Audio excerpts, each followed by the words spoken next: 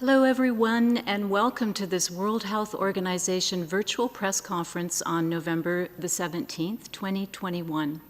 My name is Carla Drysdale, and I'm a communications officer at WHO, headquartered in Geneva.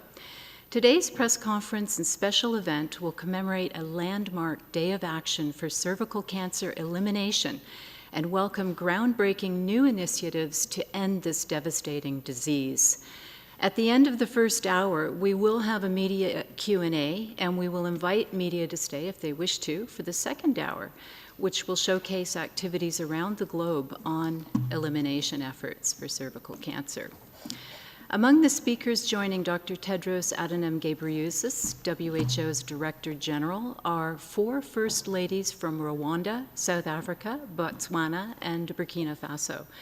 The Ambassador of Australia, Her Excellency Sally Mansfield, Dr. Princess Nothemba Nono Simelela, Assistant Director General, Special Advisor to the Director General, Strategic Priorities. Speakers also include several cervical cancer advocates, including Zambian media personality and cervical cancer survivor, Karen Nakawala. You will also hear from the family of Henrietta Lacks. You will hear inspiring singing from the Sea of Change Cancer Survivors Choir in Ireland.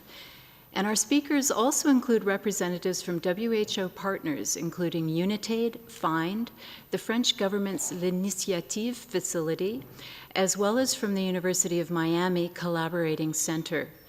And we are thrilled to have Grammy Award winner, singer-songwriter, and the UNICEF Goodwill Ambassador, Angelique Kidjo. An exciting and packed lineup today. And just to note that today's presser will focus on cervical cancer elimination efforts. So if journalists have specific COVID-19 related questions, please join our regular COVID-19 presser, which will take place next week. And an updated media advisory will be sent with the date and connection details for that. And you can also write to us at mediainquiries@who.int. So with that introduction, I will now hand over to Dr. Tedros. Dr. Tedros, you have the floor. Thank you, Carla. Your Excellency Janet Kagame, First Lady of the Republic of Rwanda, Your Excellency Dr. Sepo Ramaphosa, First Lady of the Republic of South Africa, Your Excellency Ambassador Sally Mansfield, Ms. Karen Nakawala, dear partners, colleagues, and friends, good morning, good afternoon, and good evening. And thank you all for joining us for this special occasion. Last month, I had the honor of meeting the family of Henrietta Lacks. For those who don't know her story, Henrietta Lacks was a Black woman who attended a hospital in Baltimore in 1951 complaining of vaginal bleeding, a common symptom of cervical cancer. Without her knowledge or consent, doctors took a biopsy of the tumor and sent it off for analysis.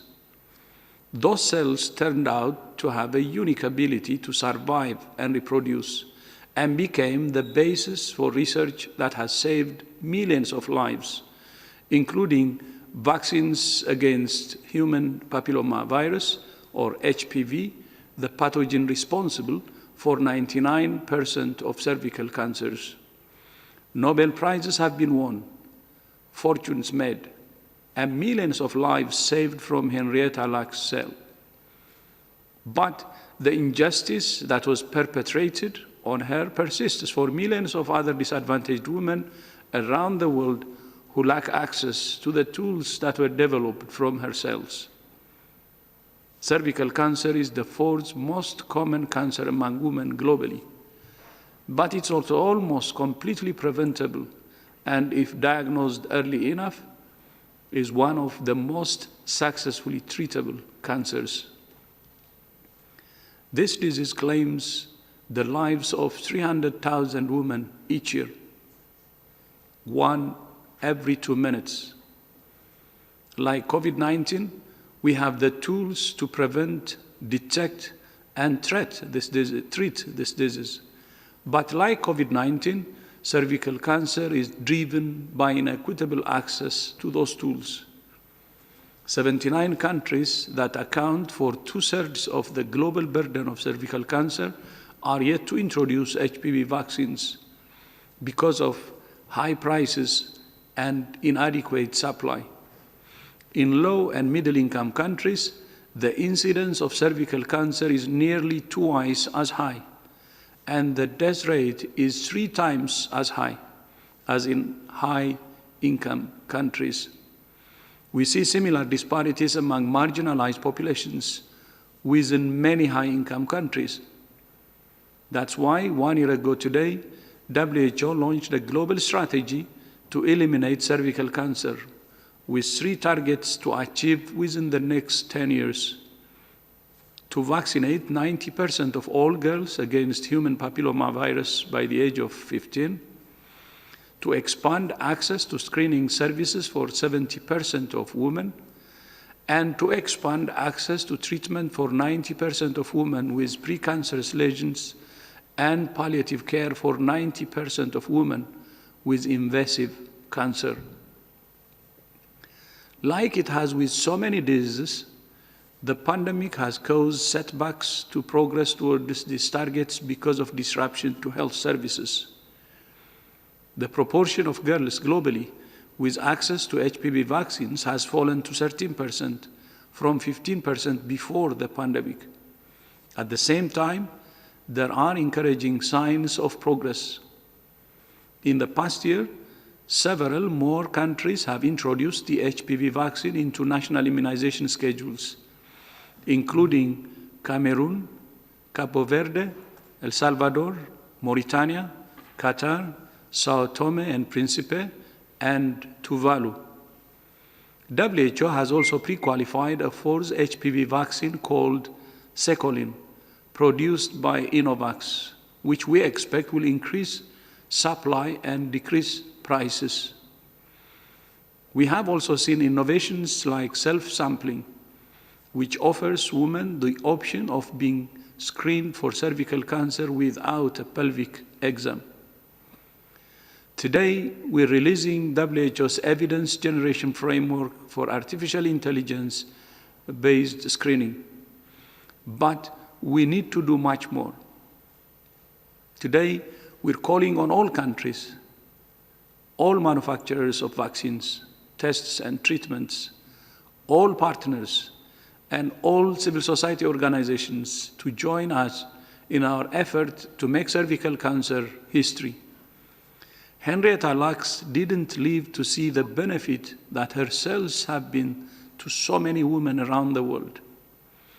Cervical cancer took her life just a few months after she was diagnosed.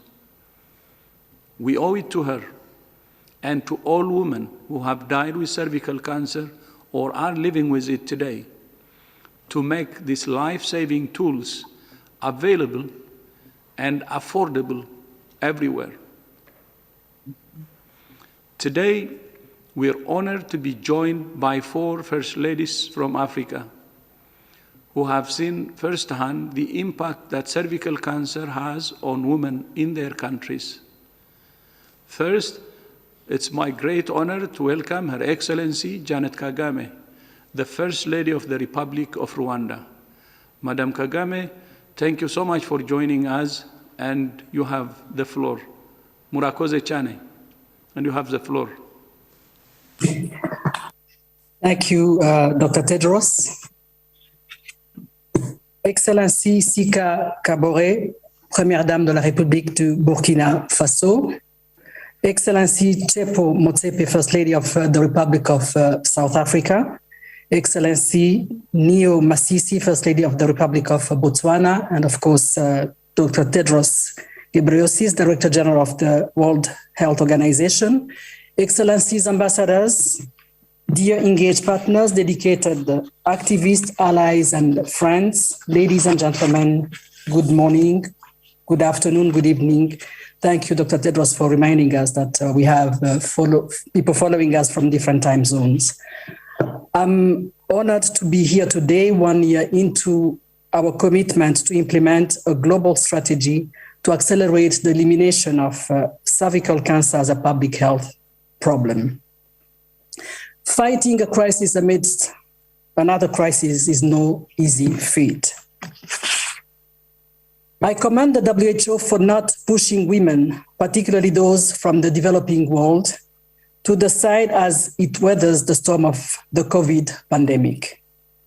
By placing concern for people of both genders and of all races and ages at the heart of medicine, the WHO has made commendable headway in devising a permanent solution to the cervical cancer emergency. Distinguished guests, we all know that early detection is by far the most effective method of waning the fatality of cervical cancer. Mass screenings are essential to our mission. Therefore, they should be considered an extension of the human right to the highest attainable standard of life and health conducive to living a life in dignity. Since the introduction of cervical cancer screenings in Rwanda in 2015, over 170,000 women have been examined. I'm confident that by this time next year, new partnerships will have helped raise this number further and will speak to the force of our momentum. Valued partners, devoted activists, allies, and friends, as the conversation between nations shift to include vaccine manufacturing and benevolent research, I hope that this spike in international health consciousness multiplies global resolutions to make cervical cancer prevention accessible to all. Rwanda has already surpassed the target set by the WHO cervical cancer elimination strategy of having 90% of girls under 15 fully vaccinated for HPV. In fact, since 2011, our immunization of young girls aged 12 has consistently stood above 90%. However, research has emerged in favor of also inoculating young boys against the virus in order to reduce transmission rates. Therefore, our developing nations need to be equipped to double our efforts in the enrolling of vaccines. I join Dr. Tedros in inviting industries, the private sector, researchers, and development partners to work with our governments to reduce the price of HPV vaccines, HPV DNA, test, and the adoption of innovative technologies such as the WHO's AI visual examination tools. I hope for an African continent where these vaccines are produced locally with the support of our every ally who I believe shares our vision of health autonomy for all nations. To our women stakeholders, caring for your health must not be a periodic trend. The testimonies of survivors must be consistently amplified. We owe them the promise that their suffering is not the fate that we are allowing for the next generation of women. We owe the family of Henrietta Lacks the faith that the research that we are indebted to her for will lead us to a world with zero cervical cancer fatality. Ladies and gentlemen, a goal of such scale requires ambition from both genders. We owe that this goal cannot be attained with the burden fully resting on women. I again call on our male counterparts to proactively join this fight. This is true allyship in action, sharing our burden to alleviate the load of women as they strive for change that will benefit our entire societies. I thank you, and to more years of commitment partnership. Thank you, Your Excellency. Thank you for your leadership. It's now my honor to introduce Dr. Sepho Ramaphosa, First Lady of the Republic of South Africa. Dr. Ramaphosa, thank you for joining us, and you have the floor. Thank you.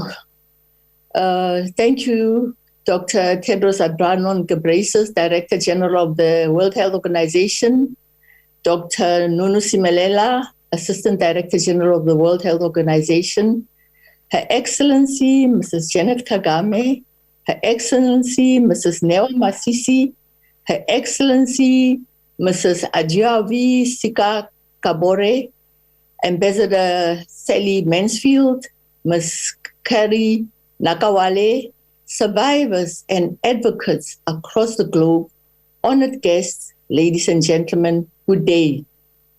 It is hard to believe that 1 year has passed since the World Health Organization strategy for cervical cancer elimination was launched. We applaud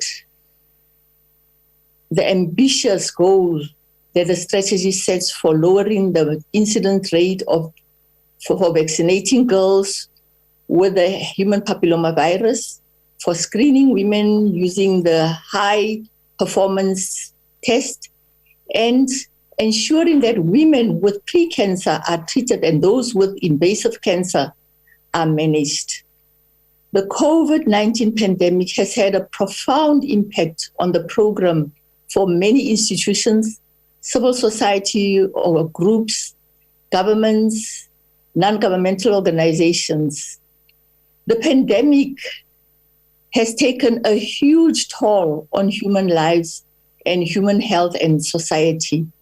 Among other things, we have seen high rates of unintended pregnancies among girls as young as 9 and 10 years old.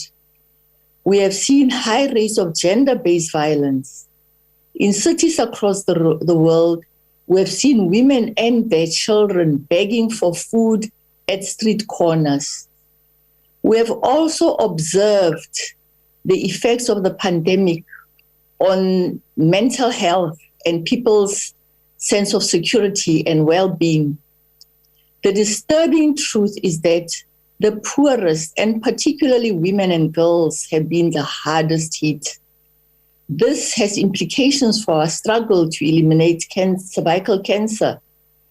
In the same way that access to life-saving vaccines, diagnostics, and treatment for cervical cancer has been severely limited, the unequal access to life-saving COVID-19 vaccines is inexplicable and inexcusable. Unless we more urgently address the inequality in access to life-saving commodities, we will stifle the prospects of the children of Africa and many parts in the developing world and regions across the world. If our efforts fail, we must accept that generational poverty will become entrenched and development will be cut for many years and for generations to come. In such circumstances, the achievement of targets of the global strategies for the elimination of cervical cancer will forever remain a challenge.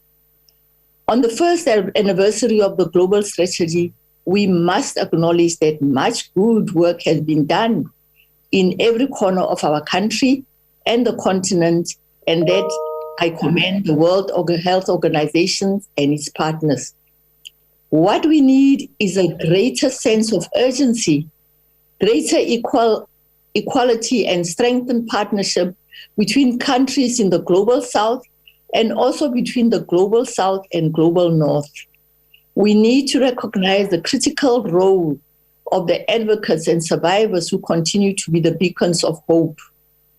We will continue to advocate for the provision of comprehensive health services, education and social support for young girls and boys and women across the globe.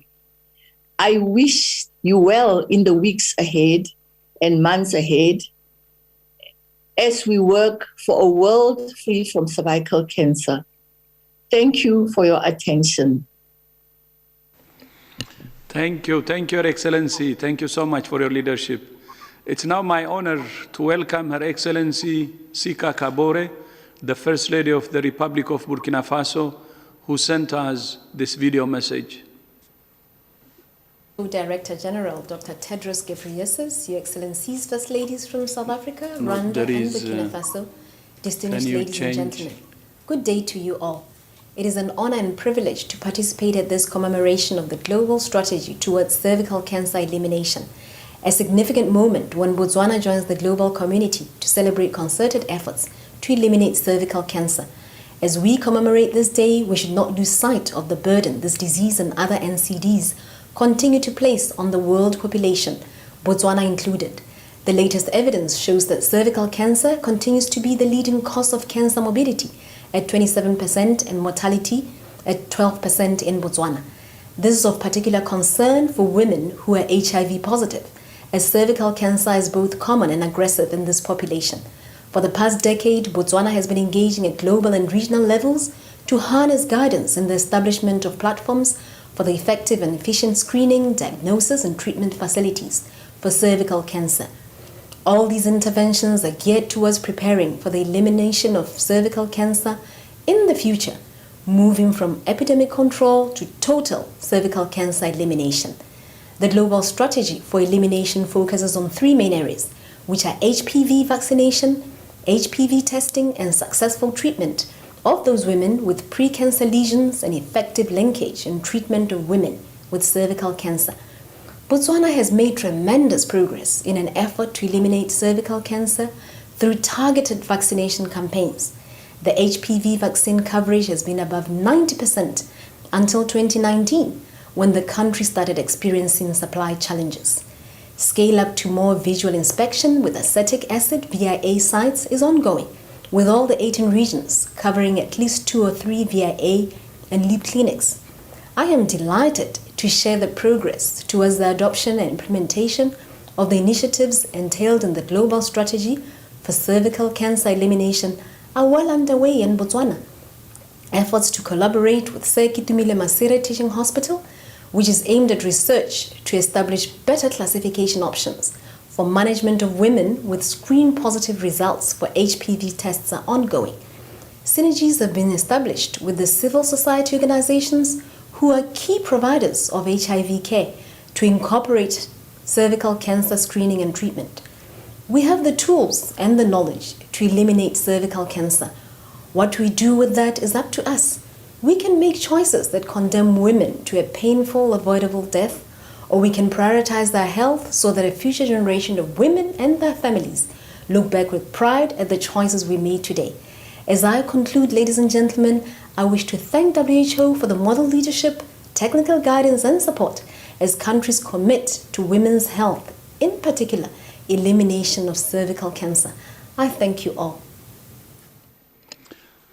Thank you so much. Our apologies. That was the video message recorded by Her Excellency Neo Jane Masisi, the First Lady of Botswana. And thank you, Your Excellency. And now we will see the video message sent by Her Excellency Sika Kabore, the First Lady of the Republic of Burkina Faso. Monsieur le Director General, ladies and gentlemen, I'd like to thank you for inviting me to participate today as we're marking the 1 year of the cervical cancer elimination effort. This is indeed a global health problem, and we're working to eliminate this. Cervical cancer is one of the easiest cancers to prevent and to treat. But due to ignorance and a lack of accessibility to healthcare systems, many people remain victims of this cancer, especially in the poorest countries. This situation leads to great disparities between the North and the South and brings into question the issue of healthcare inequalities. 194 countries have collectively joined up to put a stop to this cervical cancer. And Burkina Faso is well involved in these efforts. Thanks to our political efforts and with the support of our partners, we have conducted many projects in our country. And I'd like to point out a few of those now. We have rolled out free screening and free treatment of precancerous cells since 2016. This is within universal healthcare coverage for women and for girls. We've also led an awareness-raising campaign about the vaccine, the HPV vaccine, for 9 to 13-year-olds. We did this in 2014 and in 2015. Moreover, we've conducted 2 prevention campaigns against cervical cancer. And finally, we have implemented now for a few years the first centre, the radiotherapy centre for cervical cancer. Very soon, the HPV vaccine will be integrated in our overall vaccine programme in the country. The world of associations is very involved, as is our community. Director General, ladies and gentlemen, winning against this cancer requires effort from all technical support actors, from all researchers, from civil society, from everybody, from healthcare workers, from government, above and beyond. Fighting this cancer requires us to strengthen and bolster national efforts. It requires us to roll out more to prevent cancer, to raise awareness among our population, and to screen. And of course, we must remember good governance and strong financing strategies. This can be done with innovative partnerships. The current management of COVID-19 is a great example of solidarity and strong partnerships. Within just a few months, many mechanisms have been implemented to facilitate access to protection, to diagnosis tools, and to treating COVID, as well as preventing it with the vaccine. There are other examples too, such as the Wagadudu initiative. This is an inspiring initiative which ought to be shared. I am thus absolutely convinced that with the commitment of all and judicial use of the tools available to us, in 2030 we will be able to celebrate the success of the elimination of cervical cancer. This will no longer be a public health issue at that point. Thank you very much. Merci beaucoup, Your Excellency, and thank you for each of our First Ladies for your support, commitment, and leadership. The first HPV vaccine was developed by an Australian scientist, Dr. Ian Fraser, and Australia remains one of the leading countries in the global fight to eliminate cervical cancer. We're delighted to be joined today by Her Excellency Sally Mansfield, Australia's ambassador and permanent representative here in Geneva. And we welcome the video message that has been recorded by the Honourable Greg Hunt, Australia's Minister of Health and Aged Care. I welcome the opportunity to address the World Health Organization, member states and key international partners on such an important topic, the elimination of cervical cancer. Today is an auspicious day, commemorating a year since the launch of the WHO's global commitment to eliminate cervical cancer as a public health problem. I thank the WHO for its focus on this vitally important work and the role they've played in progressing it globally. Australia has embraced the commitment, having championed and led the resolution on the global strategy to accelerate the elimination of cervical cancer with the support of many other member states. And what an achievement it will be to close the door on a cancer that has cut short the lives of far too many women around the world. So how can we get there? Because we can.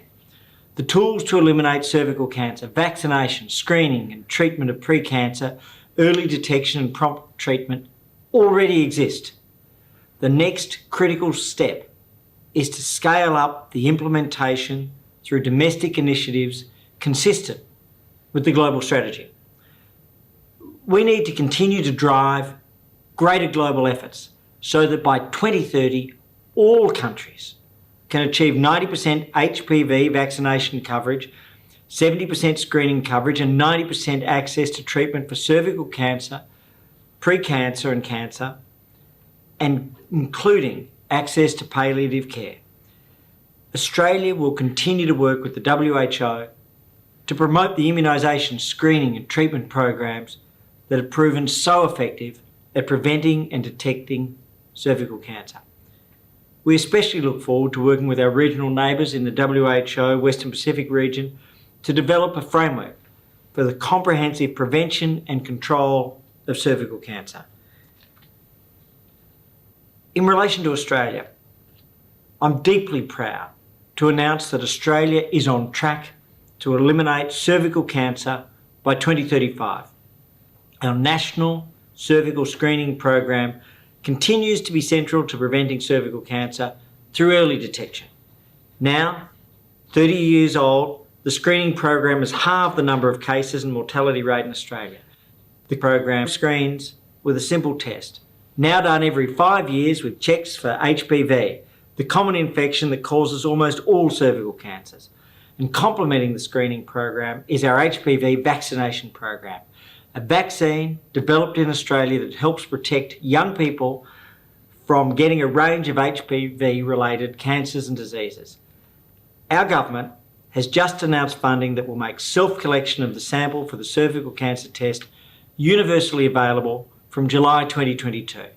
This is a game changer that gives women control of taking the sample and makes the test more comfortable and less invasive. We've also just invested in the development of a national cervical cancer elimination strategy for Australia by the end of 2022.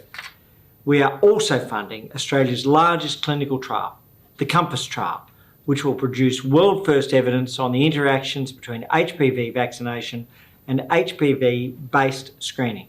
It's important that together we maintain momentum and work to fulfil the opportunity available to the world to eliminate cervical cancer.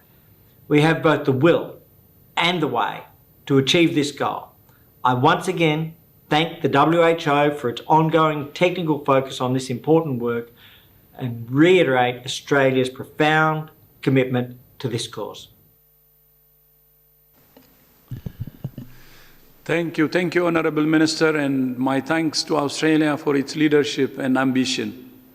Finally, we can only eliminate cervical cancer with the voices and advocacy of the women who suffer from this disease. It's therefore my great pleasure to welcome Karen Nakawala, a survivor of cervical cancer and advocate from Zambia. Karen, thank you for joining us, and you have the floor. Thank you so very much, and I can't believe it's already a year since we launched the strategy to eliminate cervical cancer as a health problem. Please allow me to ride on the protocols that have already been observed. Now, each and every day, I'm reminded of the pain, the anguish, the uncertainty of the possibly bleak future as I went through the process, from diagnosis right through to the harsh treatment of cervical cancer. And my first thought was that I was going to die. My greatest fear was leaving my 2 daughters behind, of losing my best friend and partner. However, as I progressed through the treatment, the fears became less and less, and I saw a glimmer of hope. But that brought on new unforeseen fears. I was afraid of losing my femininity. I was afraid of the stigma attached to cervical cancer.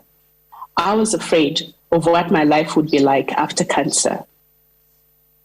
Would anything be the same at all? And here, the same is actually a very relative term. This is the life of every cervical cancer patient. After treatment, I told myself and I promised myself that I was going to fiercely fight to save the lives of my 2 daughters, whom I was so afraid of leaving behind, by advocating for the HPV vaccine for the young girls and screening for the adult women. We have and continue to make strides with screening, but we still need better access to surgery, radiation, chemotherapy, brachytherapy to save more lives. Unfortunately, I have not been able to get my 11-year-old vaccinated, and I have to wait until she is 14. Imagine the disappointment in the young girl when we were turned away after she saw firsthand her mother go through the disease and the debilitating effects of the treatment and the anguish of a mother who is fighting to save the life of her little girl and prevent her from going through the same excruciating experience.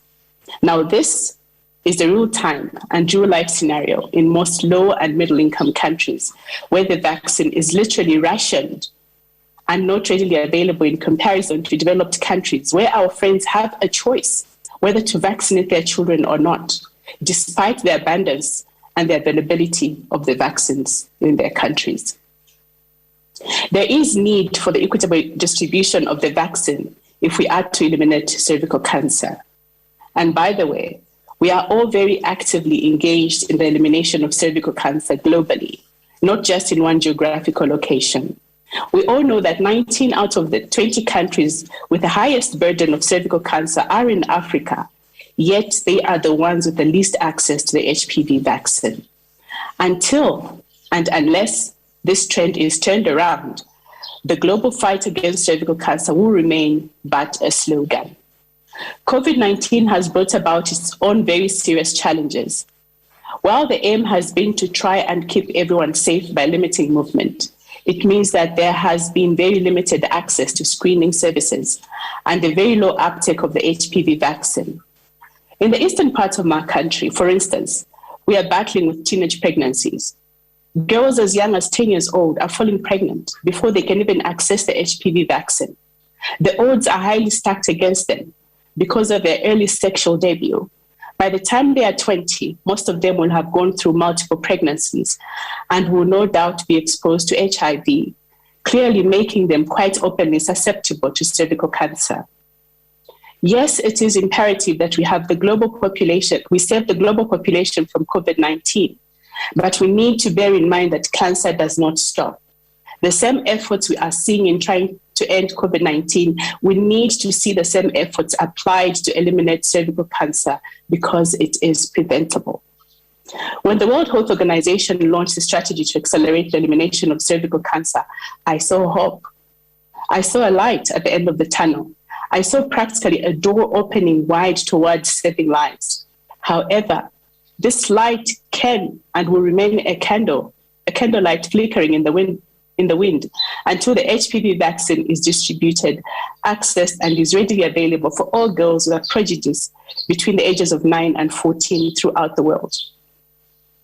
In conclusion, for us to prevent and eliminate cervical cancer, there will be need for improved and enhanced cooperation, coordination amongst countries, improved health delivery systems, equitable distribution of vaccines, especially here in Africa, HPV vaccine, which should be accessed at any time by the target audience, improved, consistent, and timely delivery of messages to target audiences, increased awareness on HPV screening and testing, address all visible and invisible barriers to treatment, actively engage cervical cancer survivors and the youth in all the programs that we are going to design to eliminate cervical cancer as a health problem. Low and medium income countries need to be supported in providing better quality services to their patients. We need more survivors, but we can do better by eliminating cervical cancer completely. And we can do it. We just have to work together. Thank you. Thank you, Karen. You're right. Together we can. Thank you. To lead the next part of our event, it's now my great pleasure to hand over to Assistant Director General Dr. Nono Simelela, who leads WHO's global strategy to eliminate cervical cancer. Nono, over to you.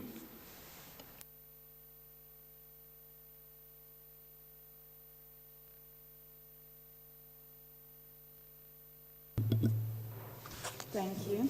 Thank you, DJ. Okay, thank you. Thank you for your leadership and your commitment to this very important disease that is preventable, as you've said, that the world has the tools for. Let me thank the excellencies, the first ladies, who continue to show leadership and who are our champions in this fight. Ambassador Sally Mansfield, as well as all the other honorable colleagues who are here, who continue to be partners in the path to the elimination of cervical cancer. So let me greet everybody who has joined us from all parts of the world. A year on, since the launch of the global strategy for the elimination of cervical cancer as a public health problem, there has been important progress. The Director General elaborated on some of the things that we have managed to do working with member states and partners to advance this commitment. Despite the disruptions caused by the COVID-19 pandemic, you have heard how countries have continued to introduce the HPV vaccine and how work has continued in spite of the challenges.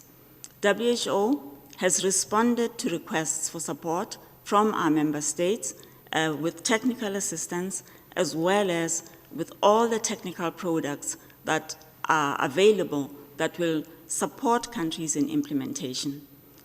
A number of them are worthy of notice, of being prioritized and also being shared with you all. We've got now country profiles which have been published, which will be extremely helpful to determine baselines across the continuum for countries.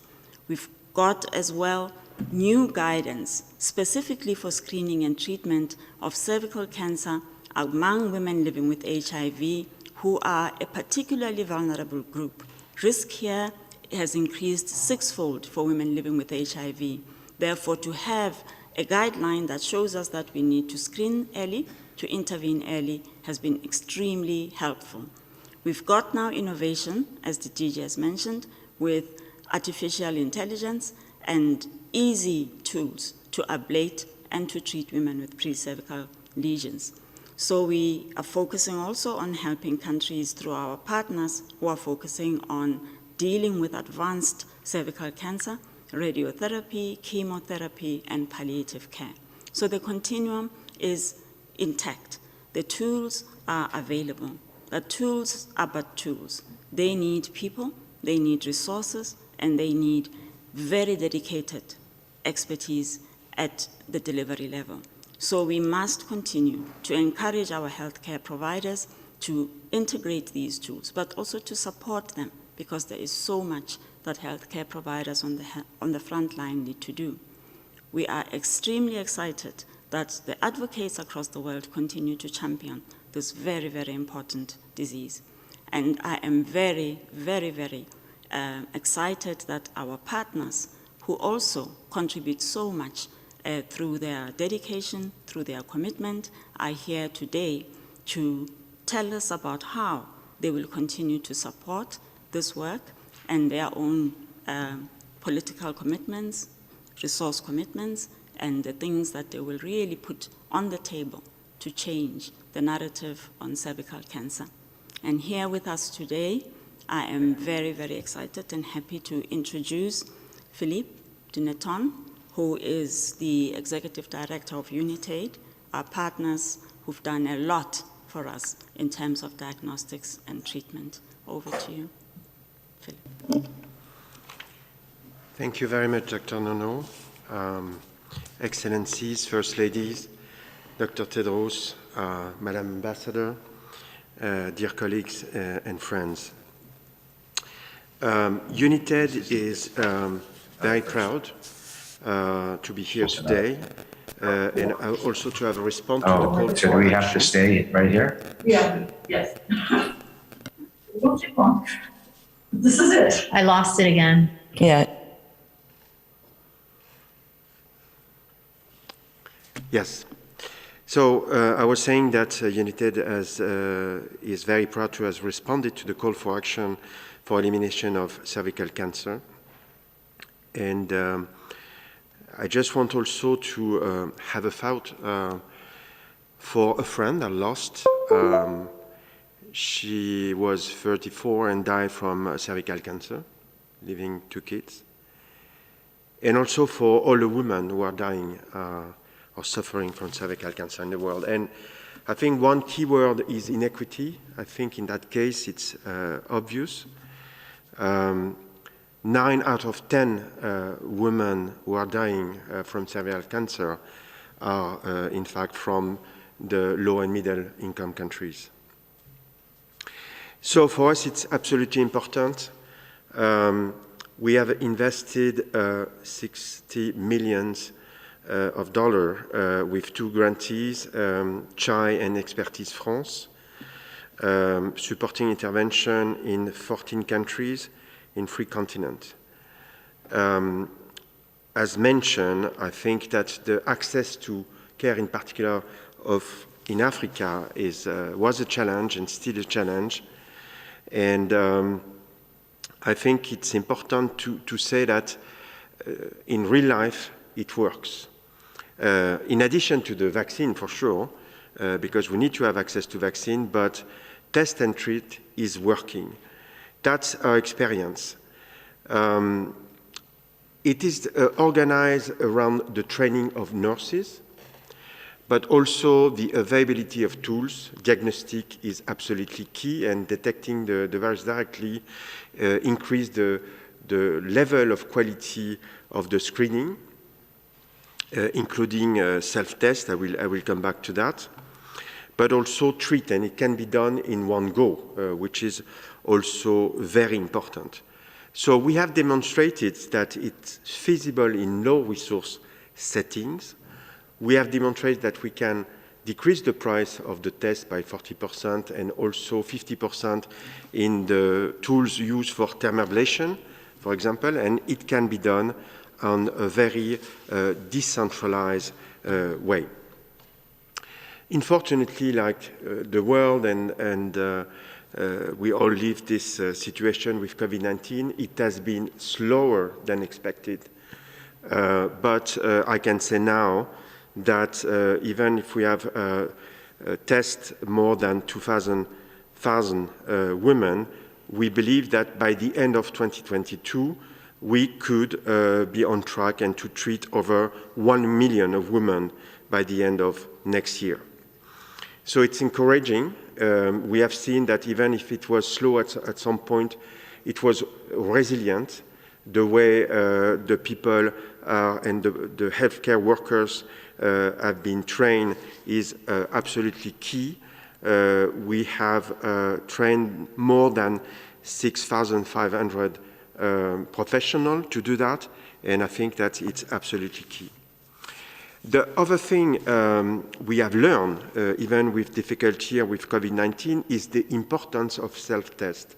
I think it was mentioned by Dr. Nono, but it's very key because it's a way really to increase access for the women in a way that self-collection is more easy to do, is also less intrusive in a way. So again, our commitment is absolutely important for us. We still have the goal to have test and treat for around $1 per woman, of course, with the evolution.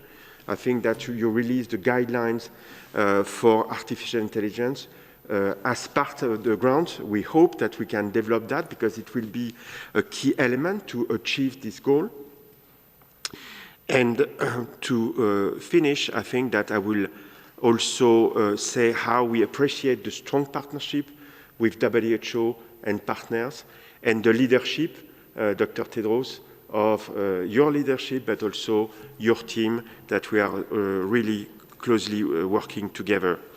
We believe it's important, we believe it's feasible, and we hope that the work that we are doing with your support and in country can also lead to more countries to join the fight and implement test and treat to eliminate cervical cancer. Thank you. Thank you. Thank you very much for your commitment, Philippe, and your team, and to really help us push the agenda on diagnostics. This is very important because the artificial intelligence-driven tools will be the game changer for many low-income and low-middle-income countries. We have with us today another very good partner, although this is their first foray into the space of cervical cancer. I'd like to invite Professor Ilona Kickbush from FIND. Everybody who works with us knows that this is the Innovation for New Diagnostics, and we hand over to you to tell us more about how you will support us in this fight to eliminate cervical cancer. Thank you, Ilona, over to you. Thank you very much, Princess, DG, Excellencies, Ambassador, colleagues, and women around the world. It was very bold for WHO to launch this strategy as the COVID-19 pandemic raged, but that is an essential reminder that other deadly diseases don't press pause when COVID-19 emerged. Every 2 minutes, a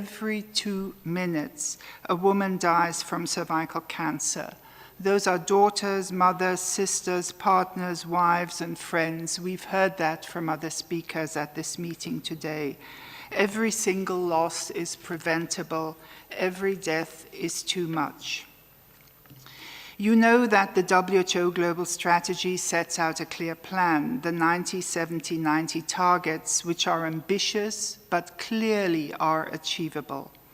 I'm here today representing FIND, the Global Alliance for Diagnostics. Our focus is on the middle target number.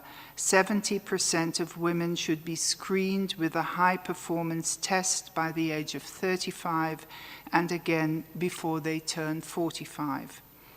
WHO has rightly made screening a key element of this strategy because early diagnosis means the disease can be cured, which means women's lives can be saved. But as we see with so many diseases, lack of access to testing is robbing women of that chance of an early diagnosis. In low and middle income countries where health systems are weakest and access barriers are highest, 3 times as many women die of cervical cancer than in high income countries. Many screening programs in these countries are just pilots. Very few countries, most of them in high-income countries, have scaled up to national programs, we heard from Australia, for example, with at least 70% coverage. Reasons are many. They include high prices and out-of-pocket expenses for women, as well as weak infrastructure to support HPV testing, both of which hinder scale-up. Low test demand and uncertainty about HPV test uptake remains a key barrier for large-scale price reduction. But as we see, even removing those barriers will not be enough to guarantee access. Last year, we joined forces with Women in Global Health to gather the evidence on women's access to testing and explore the potential of women as drivers of change in health systems to help close the testing gap that is holding back universal health coverage and health for all. We found that gender norms and roles also play a major yet underestimated part in limiting access to testing. For example, in many cases, women rely on their husbands for money to access healthcare or are not allowed to take time off work to visit a clinic. Bluntly said, a complex cocktail of technical, socio-cultural, and economic barriers to testing is seen time and time again across so many of the diseases prevalent in low and middle income countries. Eliminating cervical cancer, ending tuberculosis, defeating malaria and hepatitis, beating AMR, all of these require stronger testing systems that work for everyone of all genders, no matter where they are. Our research also shows that women lack trust in testing services, and many fear the procedures, diagnosis, and stigma, as we heard from survivors. The tests that women specifically need, such as those for cervical cancer diagnosis and screening, are also often not available in low and middle income countries' health systems. These barriers, of course, are compounded for women who are marginalized or are in humanitarian contexts. To achieve the WHO targets for cervical cancer and many other diseases, which means making UHC a reality, we cannot ignore the gender issues when tackling access to testing. Finally, how is FIND leveraging 20 years of experience in diagnostic testing to help meet the targets? A number of existing FIND donors strongly support the expansion of our work into women's health, and I personally am delighted about that. And they support our efforts in helping develop gender-responsive and potentially gender-transformative national diagnostic and screening strategies. These include Canada, the European Union, the Netherlands, and Norway. In our latest strategy, we commit to improving the health of women and children through testing. Today, we are marking another concrete step on that journey by announcing a new initiative to improve cervical cancer diagnosis and screening using innovative technologies in low and middle income countries. Our work will encompass point-of-care HPV tests, use of digital and mobile technology for screening, and self-sampling approaches to overcome barriers and improve access to testing. Together, we can make sure that everyone who needs a test can get one, that every woman can get a test. Thank you very much. Thank you. Thank you very much, Ilona, for this very important announcement, which will move us closer to the goals and the targets we have set. Another partner who's going to join us today is Mr. Eric Flotelot, who is working closely with Expertise France, our partners and implementing agencies on the ground. Over to you, Eric. Thank you very much, Dr. Nono. It's a great pleasure for me to be here. I'm going to speak in French, so you can switch your translation channel. Excellences, Mesdames les Premières Dames, Monsieur le Directeur. Excellencies, First Ladies, Director General, Dr. Nolo. It's a great honour to be here with you today on the first anniversary of the launch of the global strategy to accelerate the elimination of cervical cancer. I'm also very pleased that there are so many of us here today. So many of us have decided to mobilise ourselves to eliminate this illness. As has been mentioned, we are working with Expertise France to lead two main programmes which are very successful and have been supported by Unitaid, and these programmes scale up the fight against cervical cancer through a secondary prevention strategy. We also have the initiative, which is a facility with the Global Fund to fight AIDS, tuberculosis and malaria. At present, too many women are dying from cervical cancer. It's already been said, but I will repeat that one woman dies from cervical cancer every 2 minutes. So it is crucial and very urgent that we act before it's too late and other women die. We must also consider the fact that women living with HIV are at a much greater risk of developing cervical cancer. Therefore, We must commit through these initiatives to combat these illnesses. Our project provides innovation but also technical assistance. Every year, we publish calls for projects, and this receives responses, whether it's from civil society, ministries of health, research, institutions. These are catalytic projects, and what we would like is to authorise change in policies and practices on the ground. We want to contribute to scaling up healthcare systems and improving access to healthcare systems for the most vulnerable and most marginalised populations. The 2022 call for projects will be published on the 1st of December, and we need projects that better integrate the fight against cervical cancer in order to demonstrate the efficacy, the profitability of these projects. But alongside these calls for projects, we have other projects. Namely, countries request technical assistance, for example, to help implement their national strategies for tackling HIV. And this may be focused on the comorbidity with, for example, cervical cancer.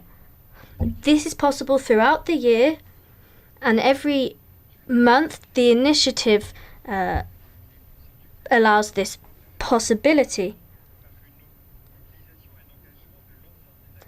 All stakeholders in the public healthcare system must commit to tackling cervical cancer. We can cure cervical cancer if we manage it and treat it early. We must ensure that all young girls and women can be vaccinated in time, and it is also crucial that men commit to this fight. They must join this fight, and we must ensure that all partners, friends, women's sisters, wives have better access to healthcare, to screening, to treatment and to vaccinations. Thank you. Thank you. Thank you very, very much, Eric, for that. The next partner who's going to be speaking to us is a healthcare provider who's working in Little Haiti. Ms. Dina Cervical represents a landmark collaboration that we have been working on with the University of Miami. University of Miami has just recently been entered into the list of collaborating centers for WHO, specifically for focusing on the elimination of cervical cancer. We've got many collaborating centers, we acknowledge that, but this specific one is important because they have committed to really take forward the work on cervical cancer. And it's important, I think, to see the partnerships at work between such institutions and health providers on the ground. So I'd like to welcome Dina Cervical in Little Haiti, who's on the ground working with women. Over to you, Dina. Princess. On behalf of the Sylvester Comprehensive Cancer Center at the University of Miami, we are honored to be a part of the WHO Collaborating Center for Cervical Cancer Elimination. We look forward to working with WHO in this important global effort to support countries to achieve the cervical cancer elimination targets. As a community health worker, I'm excited to be a part of this movement. For all of the women that we serve in South Florida and beyond, we stand with you. Nosotros estamos contigo. Nous sommes avec vous. And to my sisters in Haiti and across the Haitian diaspora, nous comptons avec vous. Thank you. Thank you. Thank you very much for that contribution. As I close this part of the day for our work, I just want to mention that we are very excited by the decision by the government of Japan to reintroduce HPV vaccination into their national programs. We know that 12 years ago, they had to suspend the program really on the basis of bad information on so-called adverse events. I just want to refer to the Lancet article that confirms that these vaccines are safe, that they are efficacious, and that we can use them with confidence. So we congratulate that political will, and we just want to urge many other governments to start with this important step. So I just want to thank everybody again, and to hand over to you, Carla, for this session. Thanks so much, Dr. Nono, and thanks to all of our speakers for their remarks. We will now start the Q&A media section of the briefing. If I could just ask you to please enter your name and media outlet and to ask a question, please only one question, and if you can click raise hand icon. And we will only be taking questions related to cervical cancer elimination today, as I mentioned before. So I'd like to just start off with a question that was actually sent to us in advance from Amy Maxman before this presser from Nature. And Amy asked, what are the barriers to catching and treating this disease early, and what are the barriers to getting girls the HPV vaccine? Did the Mexico City policy have a negative effect on cervical cancer, or the HPV vaccine rollout? So I'll hand that over to you, Dr. Nono. Thank you, Carla, and thank you very much for the question. The issues around access and the barriers, there are supply side issues and there are demand side challenges for women across the world. The supply issues obviously deal with the fact that there is very limited access to the technologies that we need, that many low-income and low-middle-income countries are still using very old-fashioned methods of screening women with acetic acid, and nurses have to really be trained very well to do this. This method is not accurate because it really depends on the provider and their ability to see what the results are when they apply the acetic acid. So you've got those challenges, and you also have challenges with sufficient healthcare providers, well-trained with the necessary skills to provide this service to women. Demand-side issues have been referred to earlier by Karen, a stigmatized disease, a disease that really makes it difficult for women to come into the center and ask for help. It affects a very, very private part of women's bodies, and it's something that we see makes it very, very difficult. We also have challenges with women's ability to leave their homes to come into the services to get care. I would argue that, any policy that prevents access to a comprehensive set of services for sexual and reproductive health is really counterproductive. And indirectly, by putting such a policy, we impact on women's agency. And part of the work that we are keen to see happen is to deal with issues pertaining to women in a comprehensive way. It's very difficult to say to a healthcare provider, deal only with this part, the HIV part. Do not talk about unintended pregnancies, do not talk about access to termination services if the women so wish. So we really want to promote comprehensive approaches, and therefore in an indirect way, such policies really do affect the assumptions, the stance of people, and they affect the ability of providers to just be comprehensive in their approach. So we hope that with all of the changes that are positive, despite the pushback that still continues around sexual and reproductive health services, we will champion on as an institution to support member states to provide comprehensive reproductive health and sexual services across the world. Thanks very much, Dr. Nono. I know there was a second part to that question about the Mexico City policy. And did it have a negative effect on cervical cancer or HPV vaccine rollout? Would you be able to address that as well? Thanks.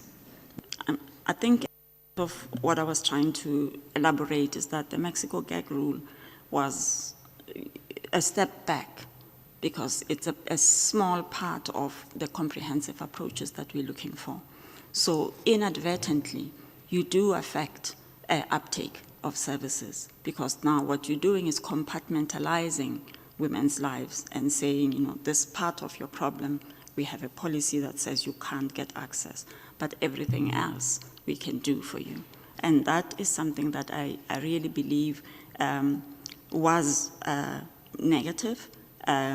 We saw in the services, particularly those non-governmental organizations that were beneficiaries of the funding providing these services. So that you know, I sort of lumped the two issues into my reply, because it's really about this comprehensive approach that we want to promote, even as we focus on this preventable cancer. Thank you. Thank you for that comprehensive answer. Do we have Latika from Sydney Morning Herald on the line? And if so, could you unmute, Latika, and please go ahead and ask your question. Thank you very much for taking my question. Dr. Tedros and any other members of the panel, I was struck by Australia's Health Minister outlining how Australia is on track to eliminate cervical cancer by 2035. And then so many of your other panelists underlining how 90% of deaths are occurring in the low and middle income countries. So what more do you need or would like to see countries like Australia doing to help redress that, to achieve your targets? And are you concerned at all that those things are going to be made more difficult than even your quest for better solidarity in responding to COVID, given HPV is a much more silent killer and it's not highly transmissible like COVID-19? Thanks very much for that question. Would you like to address that, Dr. Nono? Thanks.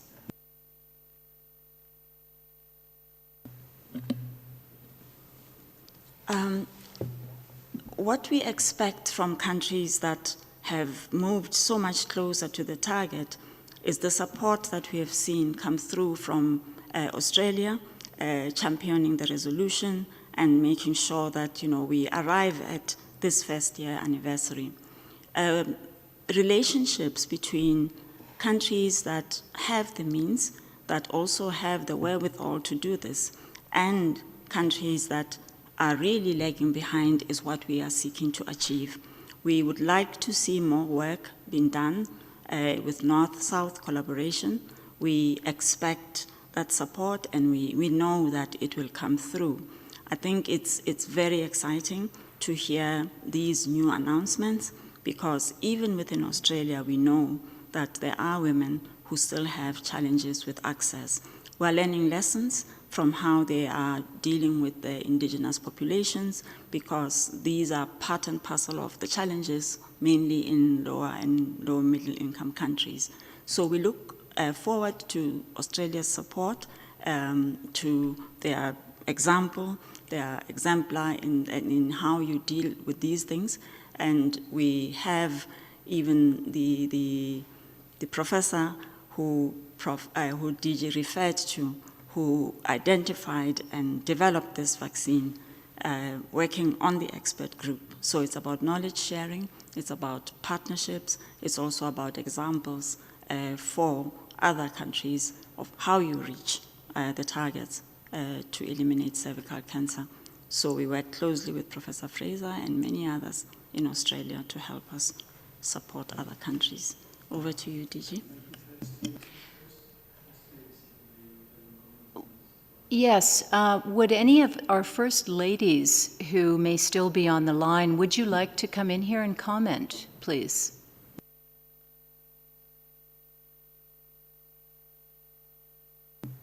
I don't think they're on the line still, but I'm going to hand over to Dr. Tedros now. Yeah, thank you. Thank you so much. First of all, I would like to thank Australia for its commitment and the announcement also from the minister. I think we need that kind of leadership. I think you associated this with COVID. Of course, COVID is acute and everybody is now focused because it's emergency. And as you rightly said, cervical cancer is a silent killer, and it's not really as visible as the emergency we're facing now. But losing 2 women every 1 minute is not a small problem. It's a big problem. But as has been said, most of the countries that are contributing to the deaths are actually developing countries. And as we speak, 80 countries have not started vaccination. And they contribute to 2/3 of the deaths we see now.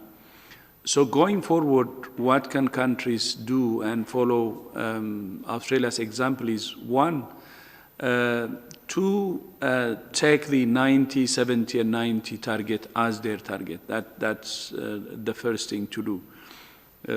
That we have said already earlier, the 90% vaccination, 70% screening, 90% treatment, and also the 90% palliative care. The first thing should be to own the target, this global target. Then, of course, we know what is needed to achieve this target. And this is, we need the vaccines, we need the test kits, we need the drugs, and meaning we need resources. So there should be a support from countries and donors and foundations to contribute in terms of resources that could go to, to those products, starting from vaccines, as I said. So it's almost the same as what we're doing now for COVID. We have the 40% target by the end of this year, and we have the amount already known, the amount of vaccines we need to vaccinate the 40%. So we need to approach cervical cancer the same way, related to the target, the resources we need, and then mobilization of donors and those who can afford to support others to provide the support that's needed. And of course, not only from governments, but as I said in my statement, this should be the responsibility of the manufacturers also.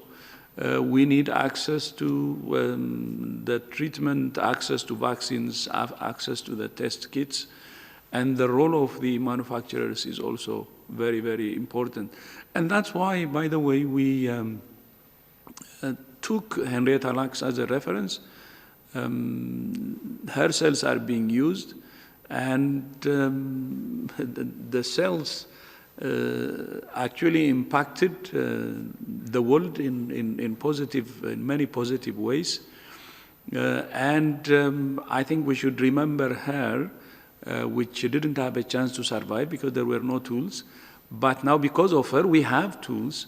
So we owe it to her, and we owe it to the women who are suffering from this disease to provide the support that's needed to achieve the targets we have already set for ourselves. So that's what we need. It's already in the strategy, and we need to make sure that we have the world mobilized to eliminate cervical cancer, and it's possible. Thank you, Carla, and back to you. Thanks so much, Dr. Tedros.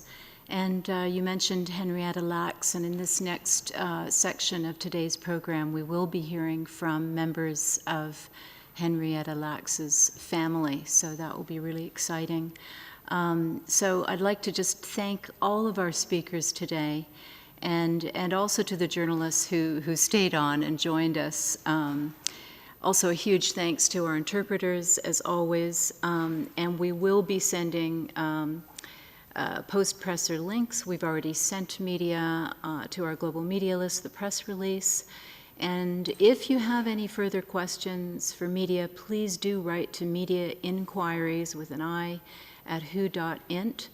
And now I'm going to hand the floor over to Richard Freeman, who is WHO advocacy lead for Cervical Cancer Elimination Initiative. And he will moderate the second hour of today's event in conjunction with Dr. Nono. So Richard, you have the floor. Thank you. And thank you everyone for joining us. 1 year ago today, we launched the global strategy to accelerate the elimination of cervical cancer. And communities around the world rallied by turning words into action. On this day last year, the countdown to achieve the 90-70-90 targets by the year 2030 began. To mark the occasion, advocates, communities, ministries have again mobilized actions to advance cervical cancer elimination. We'll take you to a number of locations around the world where efforts are underway at this moment. But first, we'll hear from the survivors and advocates. They're the real warriors on the front lines of the fight to eliminate cervical cancer.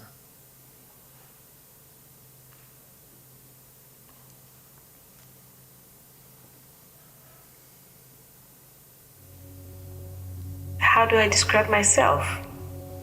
I am a mother of two. I am first a mama to two delicious little kitties. I'm a mother for 2 kids. I've got 2 children. Soy madre soltera.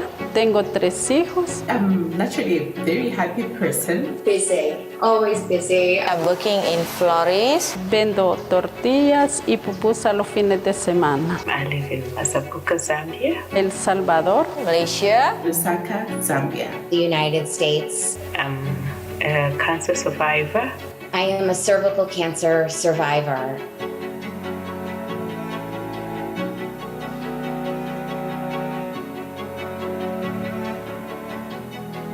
Since I was small, I thought that there's no treatment for cervical cancer or any other cancers. If anybody with the cancer, they will die.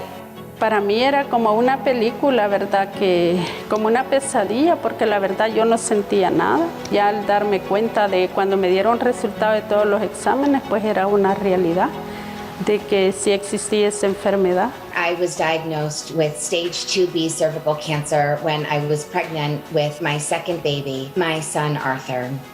I was completely unprepared. And I just kept saying, I can't die, because you think of cancer and you think death. I just kept saying to him, please save me. I told myself, what I'm going through, no other woman is supposed to go through. The pandemic has underscored for all of us how fragile our healthcare systems truly are. And even more devastatingly, it's underscored how deep our cleavages are in access to quality care. The people who need the care the most are often the first left behind. Yo tengo una vecina donde ella no quería someterte al tratamiento. Ella me dijo, no, si de cáncer nadie se cura. Y yo le dije, sí te vas a curar. Mírame a mí, yo soy un ejemplo, soy una persona sobreviviente de cáncer. Pues bendito Dios, pues la mujer me hizo caso, mi amiga, y ahí está también, es una sobreviviente de cáncer. Want any other woman to go through it, then how will I help other women out there? Given any opportunity that I have, I always want to talk to the woman and let them know that cervical cancer is real. I was nominated to sit on the Common Task Force to eliminate cervical cancer. I have partnered with other civil society organizations in the country because I believe that synergy is what is going to help us eradicate cervical cancer. I'm advocating this issue through all the charity work that I do. For every woman that I speak to, I learn something different. It was very easy for me at the beginning to judge someone who didn't make screening important in their life. But I know now how difficult it can be for some women. And for me, it's all about listening, encouraging and supporting, not judging anyone, just being there when they need me. Part of my purpose in supporting this initiative is making sure that every eligible woman receives the same type of care that I was so fortunate to receive in my battle against cervical cancer. I see the movement creating a lot of traction. I see it creating a lot of conversations, but most importantly, I see it creating a lot of coordination and cooperation among countries. To the parents out there, please allow your children to get the HPV vaccine so that they will be protected. And for the ladies out there, go and get screened yourself. Go and save your life. Reach out to anyone you care about the cervix. Tell them to look after themselves. Actually stand top of the world and encourage each and every woman to say, have you had HPV? Women are cornerstone and fiber of every society, and so lose one woman. It's a whole society that suffers. Pues me siento una mujer luchadora, con ganas pues, de seguir viviendo a pesar de la enfermedad que he tenido. Pero aquí estoy. And for any woman who is unfortunately experiencing the same or may experience the same diagnosis, let my message release you from the shame that you may feel. Aquí estoy animando a las personas que se sometan pues, a los tratamientos. My fellow survivors, I'd like to encourage you not to waste your pain. There's a woman out there who is going through exactly what you went through, and they could use your experience. To leaders and policymakers, what I say, you're the ones who make the difference, so do it. There's no personal life, no matter what your postcode is, where you live on the planet, every life matters. That's what it means to me. I represent survival in life today. I represent it.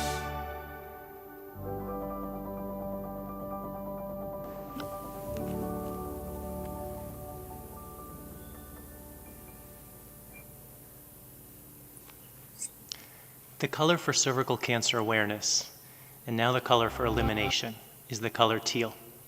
When we launched the strategy on November 17th last year, out of the darkness of the current pandemic, communities showed our resolve by lighting up monuments in teal. Today, on the first anniversary of that moment, over 100 landmarks in all regions are showing our resolve to eliminate cervical cancer again. In the evening time zones, some landmarks have already begun lighting up, and more coming to your part of the world soon. Let's have a look.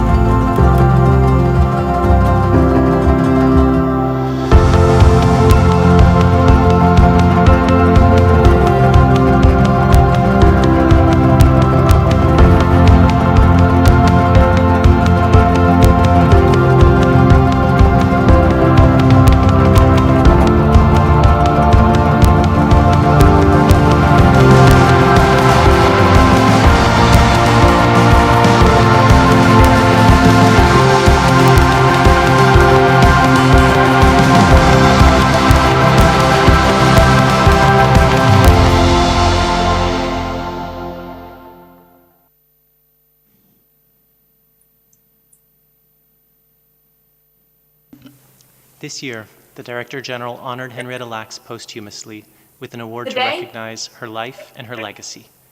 Henrietta Lacks died of cervical cancer in 1951 in Baltimore at a time of legalized racial segregation. She was exploited when her HeLa cells were taken without her knowledge, but through her cells she left behind a contribution that changed the world, allowing for countless medical innovations.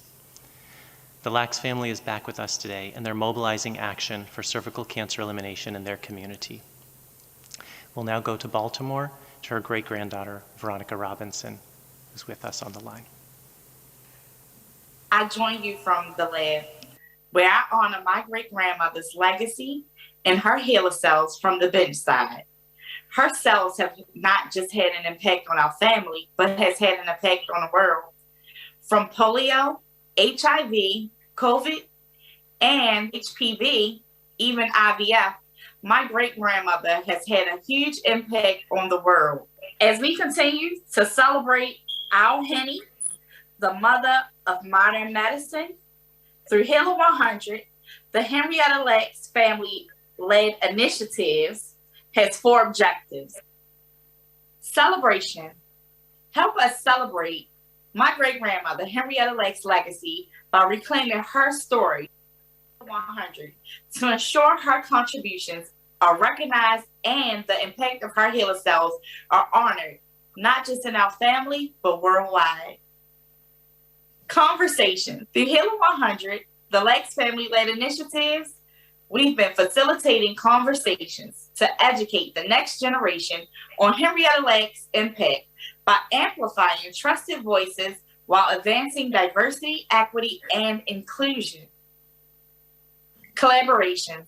The Lacks family, we believe that we should collaborate to educate and empower patients, providers, and policymakers to improve our outcomes globally and increase access to the innovations made possible by my great-grandmother, Henrietta Lacks, and her HeaLa cells.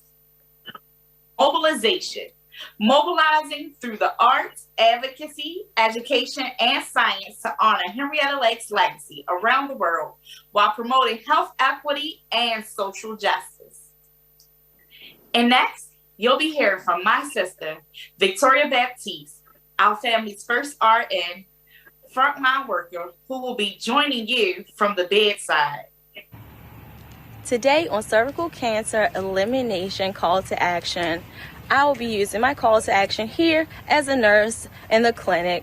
I'm educating my patients on cervical cancer screening, as well as treatment and HPV vaccines. This year marks the 70th anniversary of the HeaLa cells. And the Lacks family went on a worldwide tour honoring her legacy through arts, advocacy, education, and research. We launched in Bristol with a statue unveiling. We had conversations with Her Excellency, Dr.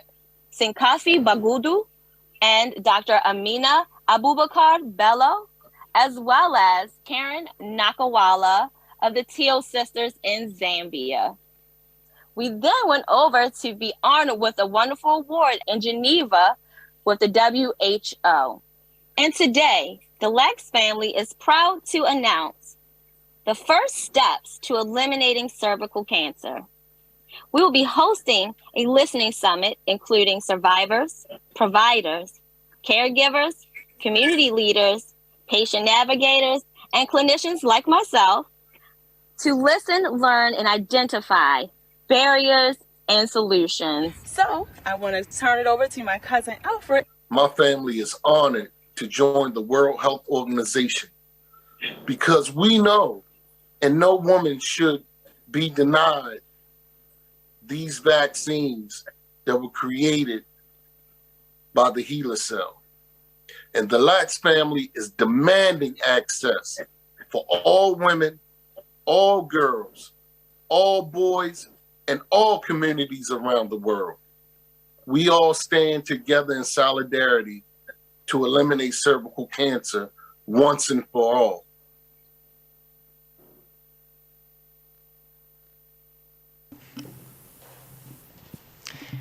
And Veronica's on the line with a few words for us. Veronica Robinson, Henrietta Lacks' great-granddaughter. As you just seen, it's been a remarkable year for us.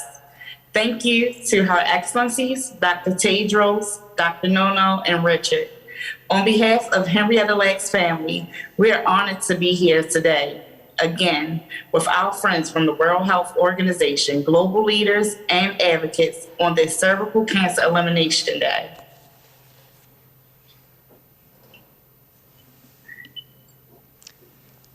Thank you. Thank you, Veronica, and thank you to the Lacks family. Now, we'd like to go around the world and share a look at some of the Day of Action activities that have been unfolding to mark 1 year of cervical cancer elimination effort.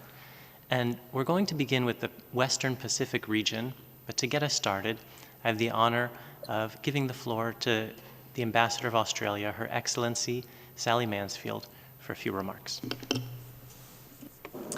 Thank you very much indeed, Dr. Tedros, distinguished guests, women and girls everywhere, in particular health workers, colleagues.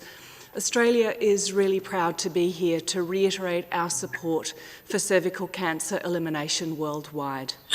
This is a time of immense challenge, particularly for women and girls who have suffered the greatest burden as a result of the pandemic. We've seen health systems around the world disrupted as never before, and we must work together to ensure everyone gets the best health services possible, and that has to include prevention and early detection of cervical cancer. Cervical cancer is still one of the most common causes of cancer-related death in women across the globe, with incidence nearly twice as high in low and middle-income countries and death rates 3 times as high. But it doesn't have to be like this. Australia's achievements show that eliminating cervical cancer is an attainable public health goal.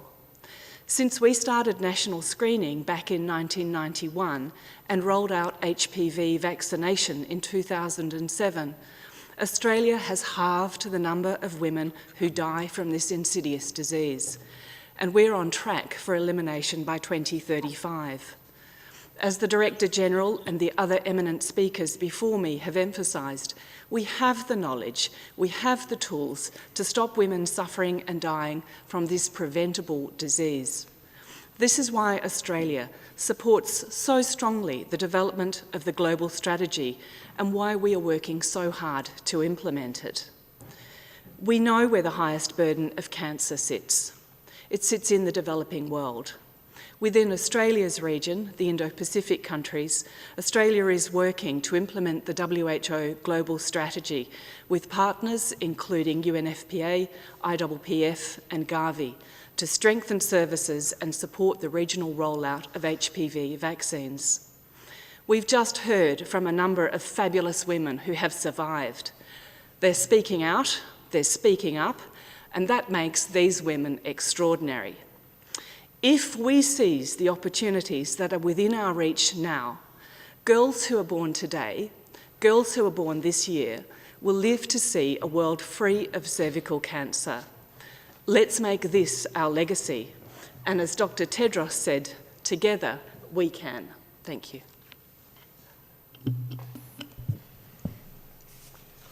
And now we'll see some of the activities that are happening today in the Western Pacific region.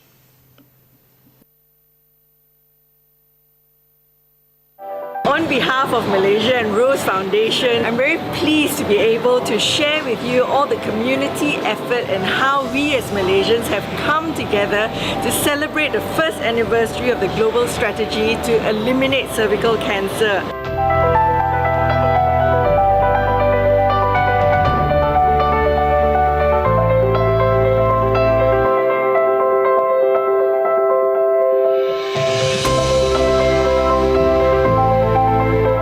The first anniversary of the global strategy to eliminate cervical cancer, and on behalf of Lions Club we have created this huge event down in the Rumah Hotel in Kuala Lumpur in conjunction to celebrate this very important event. That should have more self-love in themselves, with their minds and with their body, and what better way than to do this self-testing HPV for eliminating cervical cancer.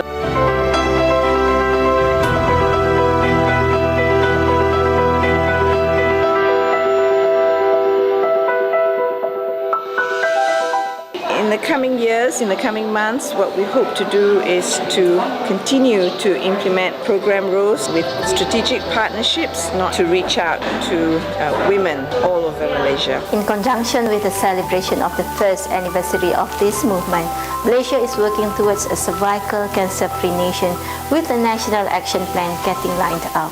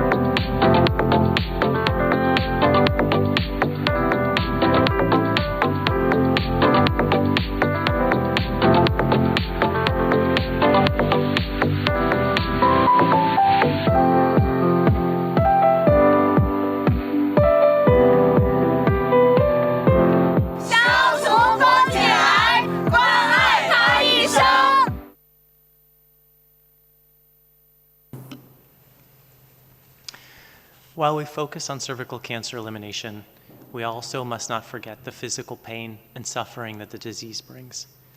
Yet many patients lack access to the palliative care that WHO's elimination strategy calls for. So to commemorate 1 year of this effort, Smriti Rana, a palliative care advocate with Pallium India, advocates at CAPED, and many others, along with cancer survivor Poonam Bagai, organized an effort among the caretakers of cervical cancer patients. To reflect on the importance of mitigating the pain of their loved ones, they shared this message today. How can it be that the first and most effective line of defense against one of the deadliest and most painful cancers is the simple act of knowing? Cervical cancer in India is not a disease of only the impoverished. It is a disease of the unaware. Privilege and poverty both fall prey to it. And for each life afflicted, there are caregivers affected. Stigma around this cancer leads to silence. And the silence is lethal. It claims the lives of more women than any other cancer. It ravages their bodies and lives in ways inexplicable. This need not be, but it is. Palliative care can help if only one knew to ask for it. It is the only kind of cancer in the world today that has not one, but 2 vaccines that can completely prevent it. It can be easily screened for, and if caught, can be stopped in its tracks. But great science, without awareness, cannot overcome this. Let's take back the spaces cervical cancer has claimed. Let's honor these faces who are living and dying with it.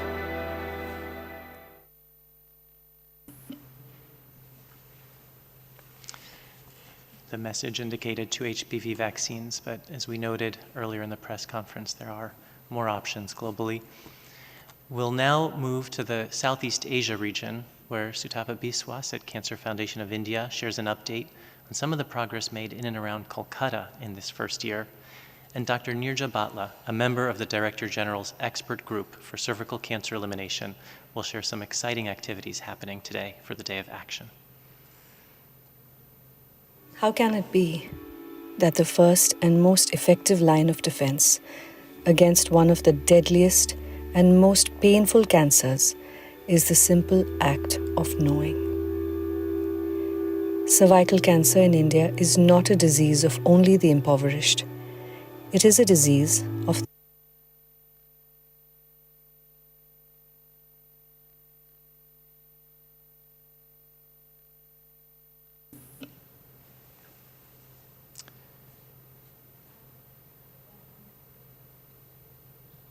I think we just, shall we proceed?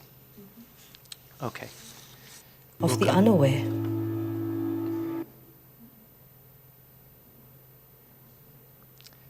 We'll return to this.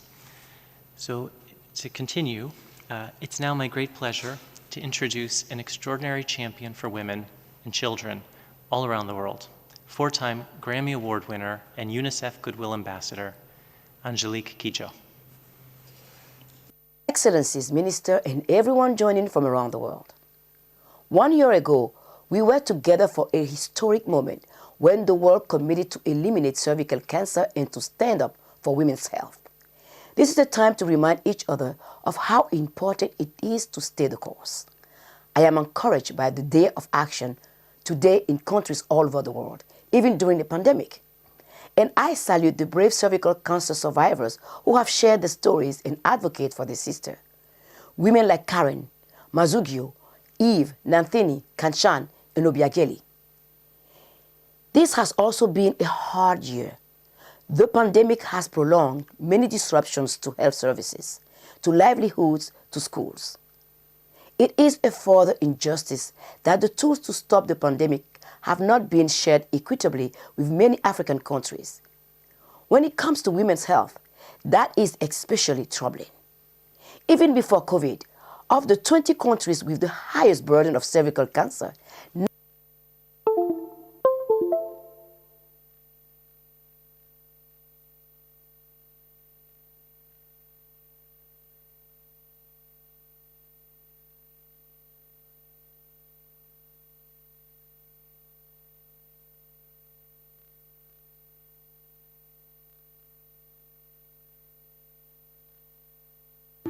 privilege and poverty both fall prey to it. And for each life afflicted. Okay. We'll continue to West Africa, starting with a cervical cancer awareness campaign that's taking place. 19 of them were already in Africa.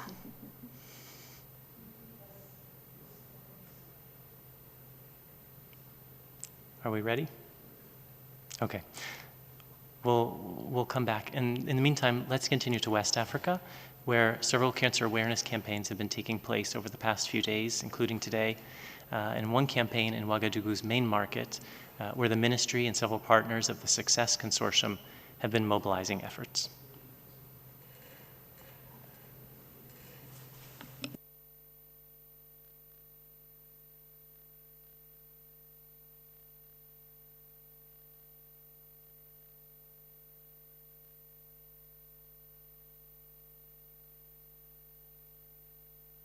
Ce que je à nos femmes, à nos sœurs, à nos mamans, c'est de...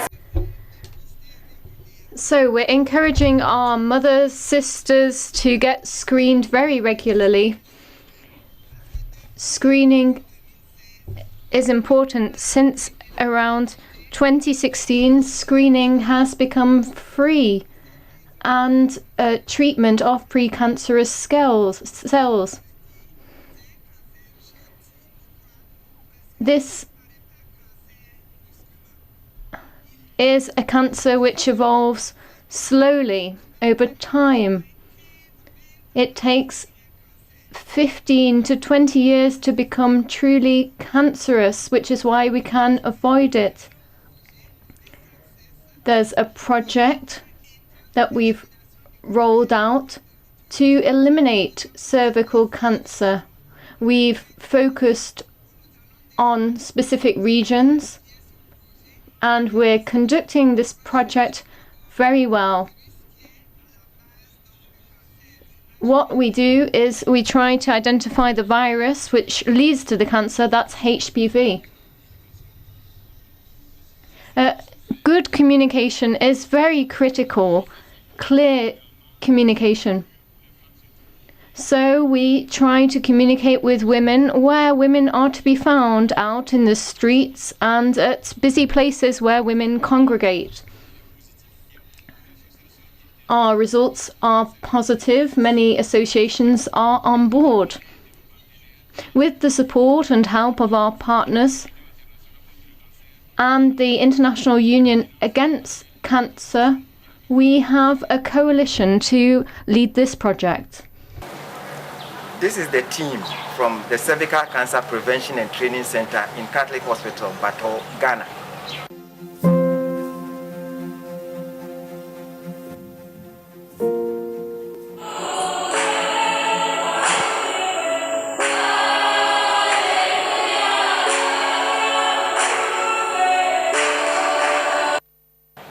We are happy to celebrate with the World Health Organization the first anniversary of the launch of the strategy to eliminate cervical cancer. We would like to use this opportunity to demonstrate to the whole world that it is possible to use current technology to reach out to women in the most deprived communities in the world.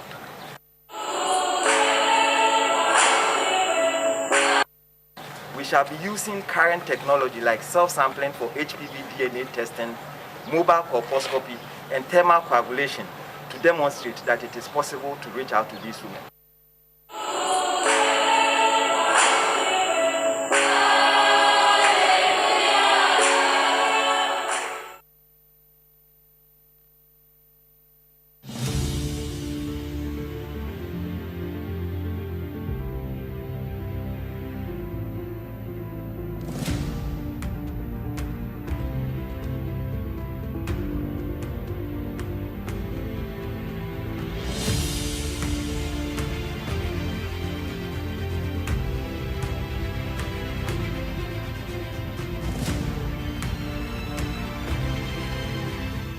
In 2020, on November 17th, the WHO launched its Elimination for Cervical Cancer strategy, and this year, for the commemoration of that launch, we are doing a series of programs And this town hall meeting is one of those such programs, all aimed at achieving the aim of that WHO elimination strategy.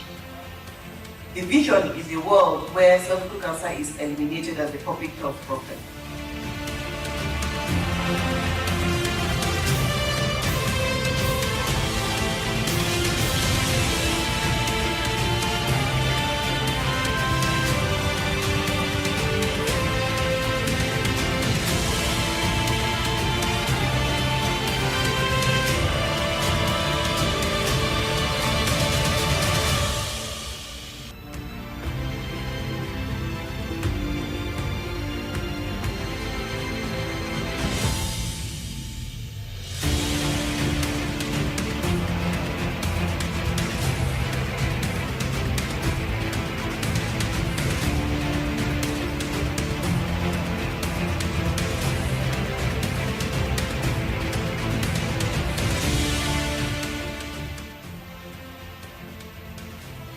If a person is screened and you are able to detect either the HPV or the pre-cancerous changes that are occurring, you can actually treat the woman at that particular point,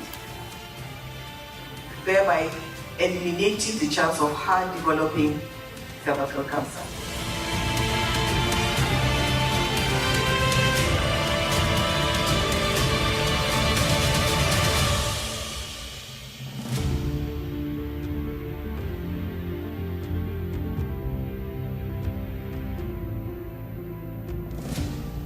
So as stakeholders, your buy-in here is very important to ensure our children get vaccinated and are protected from not only cervical cancers, but from other HPV cancers. Prevention and early detection of cancer remains the best chance of survival and must be encouraged. So we need everybody to join hands so that we can save more lives.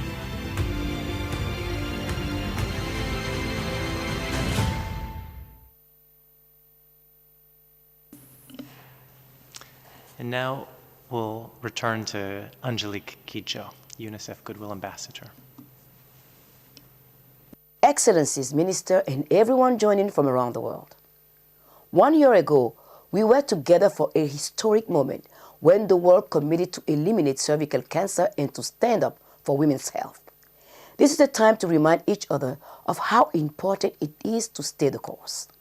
I am encouraged by the Day of Action today in countries all over the world, even during the pandemic. And I salute the brave cervical cancer survivors who have shared their stories and advocate for their sister. Women like Karen, Mazugio, Eve, Nanthini, Kanchan, and Obiageli. This has also been a hard year. The pandemic has prolonged many disruptions to health services, to livelihoods, to schools. It is a further injustice that the tools to stop the pandemic have not been shared equitably with many African countries. When it comes to women's health, that is especially troubling. Even before COVID, of the 20 countries with the highest burden of cervical cancer, 19 of them were already in Africa. We cannot allow disparities to widen even more. Eliminating cervical cancer means fighting back. It means rejecting the status quo where women in Africa continue carrying the heaviest burden of cervical cancer. Rejecting the notion that African girls have less access to the HPV vaccine. Rejecting a world where women in Africa are screened for cancer with lower quality techniques, even when high-performance tests are available in the global north. This is not just a dream. A higher standard of health is attainable.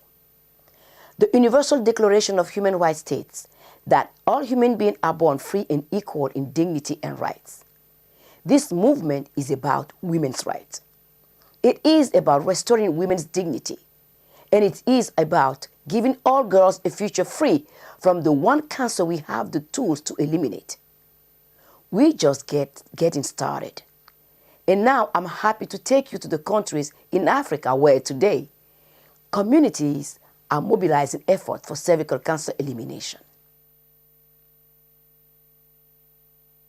Muraho, warm greetings from Rwanda. Over the past year, Rwanda has worked to increase access to cervical cancer screening with HPV DNA testing and visual inspection with acetic acid, as well as treatment of precancerous lesions through training of healthcare providers at hospitals and health centers. The facilities have been equipped with treatment devices and electronic patient tracking tools. Furthermore, community health workers have been trained to conduct demand generation activities and follow-up of women with pending clinic visits. With the increase in cervical cancer screening and treatment service availability in the country, we have been able to screen 177,000 women and treated 87% of the women who were eligible for treatment. To commemorate the first anniversary of the Elimination Strategy launch, we are conducting screening activities in all health facilities of Rusizi District and cervical cancer awareness through billboards, radio talk shows, and the broadcasted screening of Ministry of Health and Rwanda Biomedical Center personnel. This year has taught us that the elimination of cervical cancer requires a multisectoral approach. Going into the second year towards elimination, we will focus on expanding access to cervical cancer screening and treatment of precancerous lesions to all districts across the country, and improving access to quality management for women with invasive cancer. Thank you. Muraweho. Goodbye.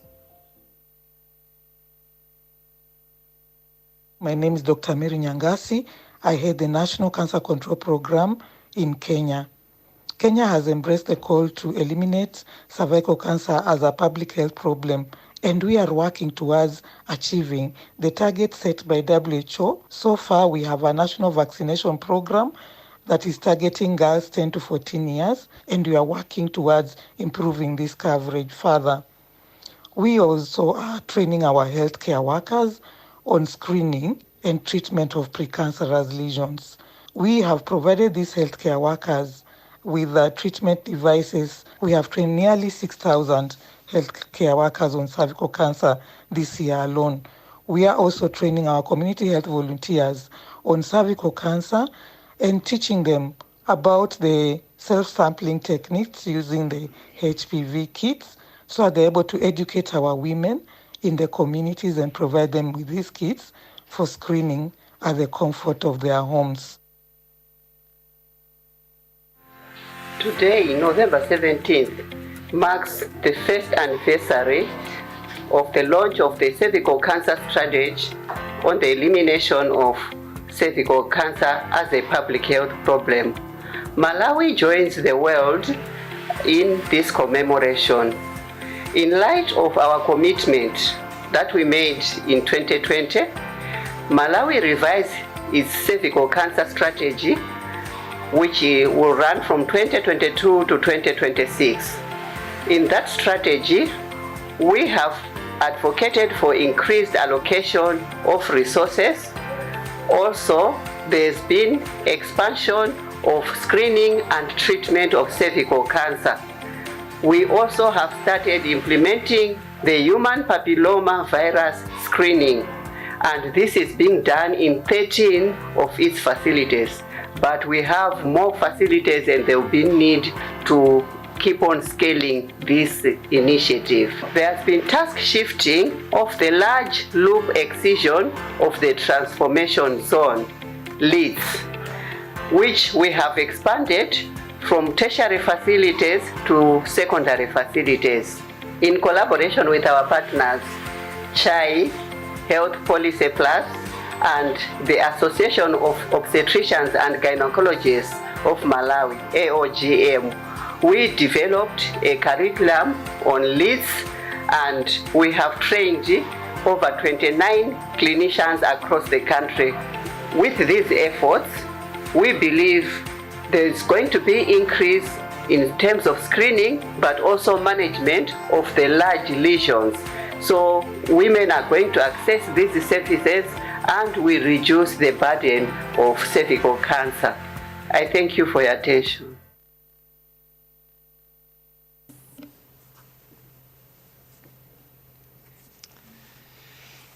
In this inaugural year of the global effort to eliminate cervical cancer, The Commonwealth and UICC launched the International Task Force on Cervical Cancer Elimination in the Commonwealth.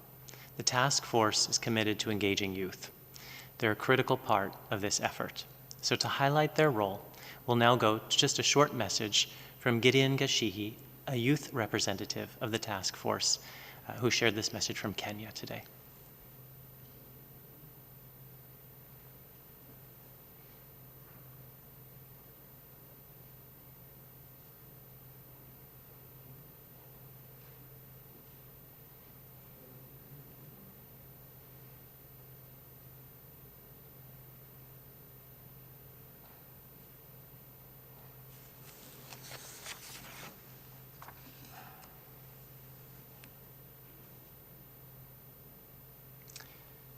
Okay, we can proceed in that case while they resolve the technical difficulty, and we can move on to the activities in the European region.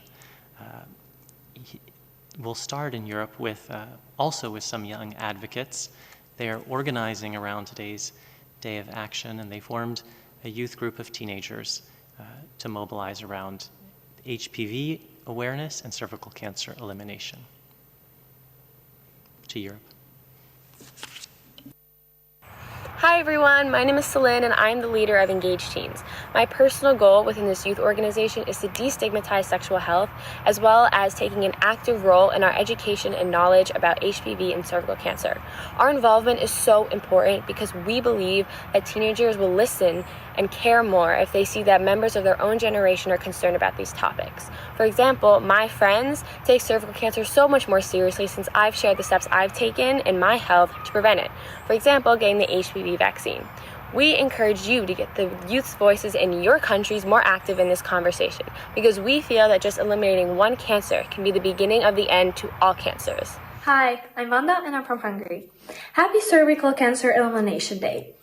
In the 1 year since WHO has launched Cervical Cancer Elimination Initiative, an organization called Engaged Teens has been launched in Europe to advocate for knowledge about HPV and cervical cancer prevention. I find involving teens crucial because the sooner we start prevention, the more effective it will be. This is a huge step for cervical cancer eradication because now we are getting involved in promoting awareness and starting conversations as the next generation. We are now taking an active role in enacting change for ourselves and our friends so that in the future we can say that we beat cervical cancer. Dear Dr. Tedros, dear Princess Nono, dear activists from all over the world, this is a very important day. Today we celebrate the 1 year anniversary of the first global commitment ever to eliminate cervical cancer. Thank you, Dr. Tedros, for your strong commitment on women's health. Thank you very much for your strong commitment against cervical cancer. As you know, I share the same commitment and the same ambition as you, as a gynecologist, as an activist, but also as a member of the European Parliament. And I have, my dear friends, some good news to share with you from Europe.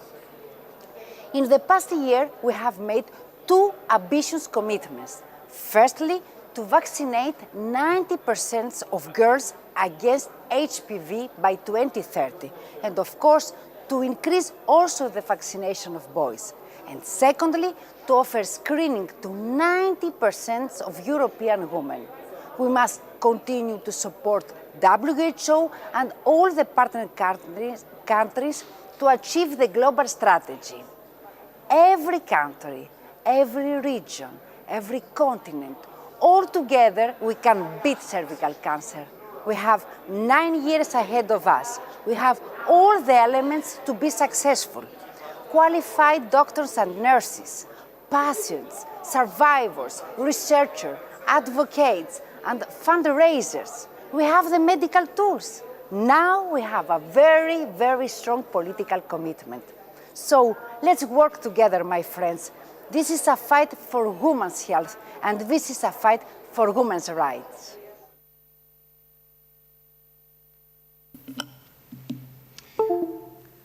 We'll now return to the message from Gideon, the young clinician in Kenya from the Commonwealth Task Force, who has been working on youth activism around cervical cancer elimination.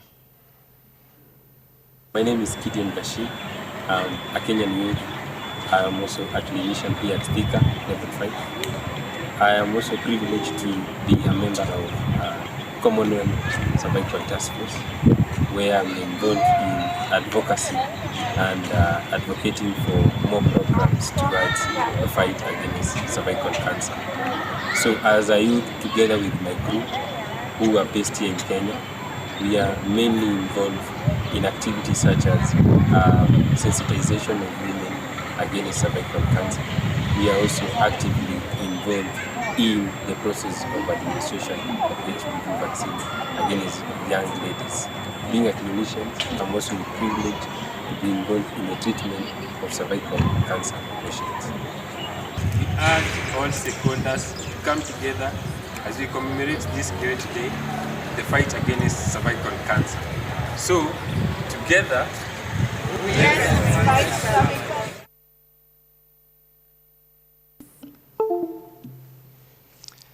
Okay, we'll now continue to move across the world and see some of the activities that have been happening in the Americas region, where some of the submissions are sharing a look at what's happening today on the Day of Action, and also a look back at a few of the highlights during this inaugural year in countries in the Americas.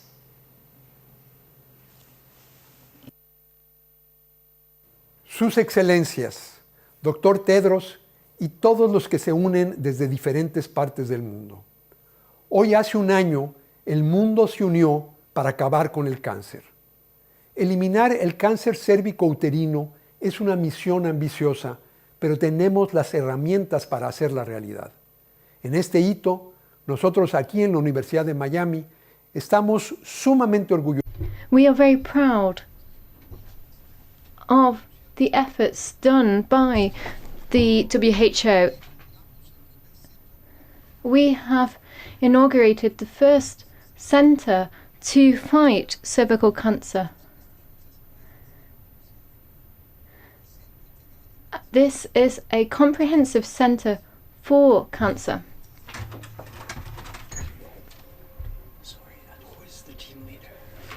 Para ayudar a las comunidades. So we're trying to help communities across the hemisphere to eliminate this cancer. In order to commemorate this day, we will continue our work in order to support free activities, awareness-raising activities.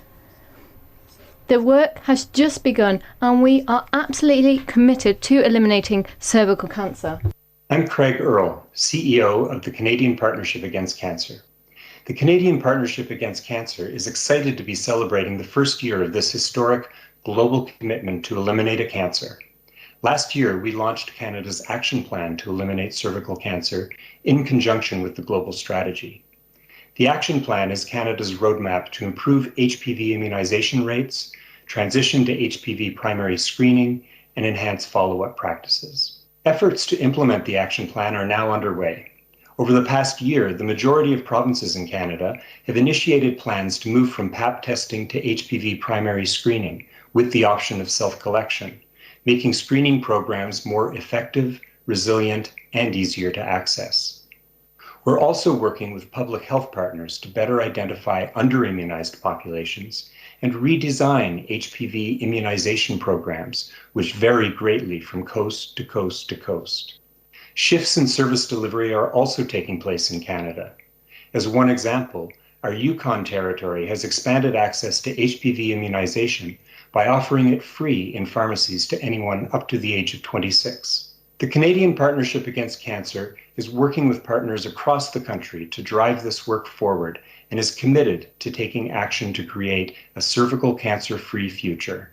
To help mark this special occasion, the 3D Toronto sign behind me, along with other major landmarks in Canada, will be lit up in teal later on tonight, so you can keep an eye out for that.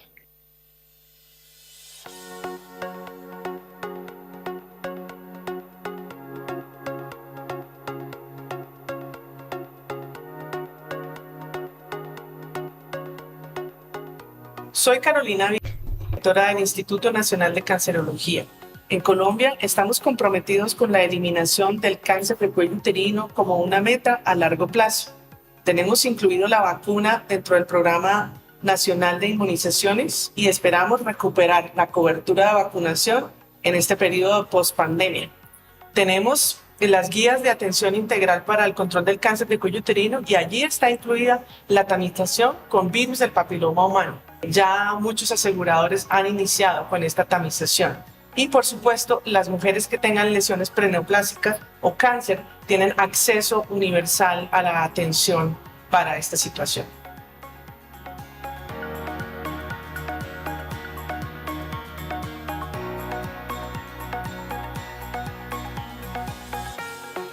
Mi nombre es Carlos Humberto Pérez Moreno, soy el director general del Hospital de San José de Bogotá y presidente actual de la Federación Internacional de Colposcopia y Patología del Tracto Genital Inferior. Hemos trabajado de la mano con el Instituto Nacional de Cancerología y la Federación Colombiana de Ginecología y Obstetricia FECOLSOC en todo este tema de la prevención del cáncer cervicuterino. En el tema de vacunas contra el virus del papiloma humano, hemos fomentado su vacunación buscando que lleguen a los niveles prepandemia. Muy importante el tema del fomento de la vacunación que hemos hecho a través de nuestras sociedades e igualmente todo lo que tiene que ver con tamización con pruebas moleculares, que hoy en día es la norma para la tamización en nuestro país. Es bien importante que los pacientes conozcan, exijan la prueba, que vayan a tomarse la prueba y que posteriormente, de acuerdo a estos resultados, acudan a nosotros los ginecólogos, quienes somos los que vamos a dar un adecuado diagnóstico y tratamiento de todas las enfermedades preneoplásicas para evitar que las pacientes lleguen a tener un cáncer cervicuterino. Entonces, a través de las federaciones estamos comprometidos con el país, estamos comprometidos con Latinoamérica en la prevención del cáncer de cuello uterino. Muchas gracias. Hola a todos, soy la Comata, directora del Programa Nacional de Control del Cáncer del Ministerio de Salud de Unfortunately, the interpreter regrets that the sound quality is too poor to interpret. El primer año del Plan de Eliminación del Cáncer de Cuello Uterino 2030 de la OPS. Pueden ver nuestra región piloto y nuestros colaboradores trabajando arduamente en lograr este plan. Y todavía hay mucho más por venir.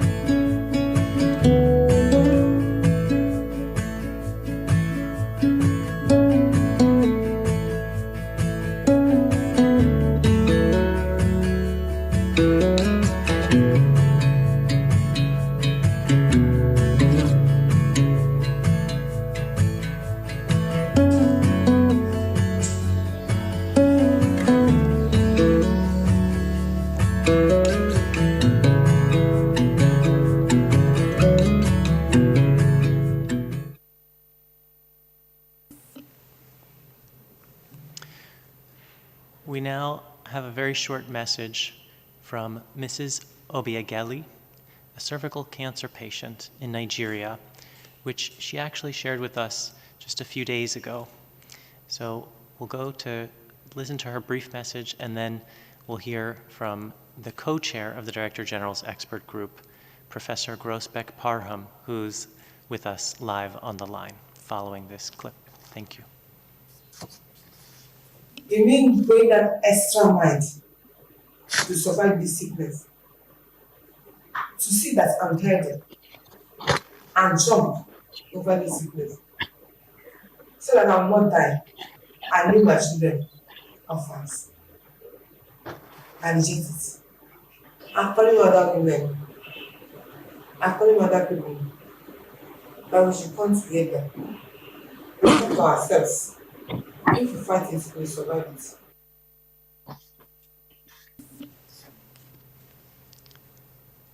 co-chair of the Director General's Expert Group, Professor Grossbeck Parham. The floor is yours. Thank you, Richard. Thank you for the opportunity to be here.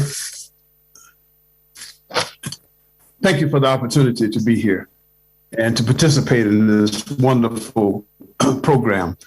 Women like Obligelli, who incidentally, who we just saw on video, but who incidentally died from cervical cancer 2 days ago. Women like her are still dying by the hundreds of thousands each year. And in her own words, which maybe you didn't hear, in her own words before she transitioned, I think she provides us with wise counsel. And I quote, this is what she said: "I'm calling on other women, I'm calling on other people to come together to help ourselves. If we fight it, we will survive." And I'll repeat that. She said, "I'm calling on other women, I'm calling on other people to come together to help ourselves. If we fight it, we will survive." I think if there's one thing we have not emphasized enough in the fight to eliminate cervical cancer, is that we, and I count myself among the we's because I've been living and working in Zambia for almost the past 20 years fighting against this disease. If there's one thing we have not emphasized enough in the fight to eliminate cervical cancer, is that we as workers on the front line of cancer care in high disease burdened countries have spent too much time looking outside of ourselves for solutions rather than looking within ourselves. We know we have weak health infrastructures, but as healthcare workers, we can do some of the work, a large part of the work, to strengthen these healthcare infrastructures. We can train one another. There are not many of us, for instance, on the continent of Africa, who know how to perform radical surgical procedures for women with early stage cancers, cervical cancers, but there are enough of us.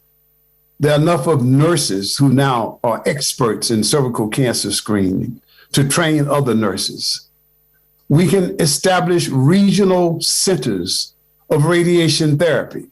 Every country does not necessarily need to have a radiation therapy center. That has failed, and it will probably always fail because the equipment is too expensive to purchase and too expensive to keep up. But we can come together as healthcare workers in these countries and establish regional centers of radiation therapy. We can also come together and organize ourselves and generate the resources, some of the resources that we need to actually build hospitals and build clinics that we need, instead of always looking outside for donors to do so. We understand the culture, and we know how to increase demand for screening women and among men. We can also form organizations of frontline providers, doctors, nurses, etc., to go to pharmaceutical companies and other corporations and ourselves lobby for vaccines at lower prices and other equipment and supplies that we need to provide the services for the women and girls in our countries.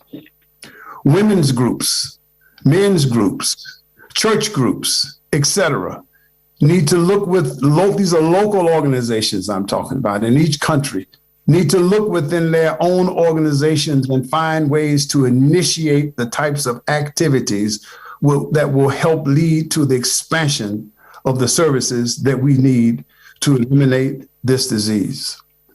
So my call is her call, that we need to look within ourselves, that the women in the countries and across the globe need to stand up for their sisters with our help, our assistance, but we need to look within for many of the solutions and do more ourselves instead of looking without.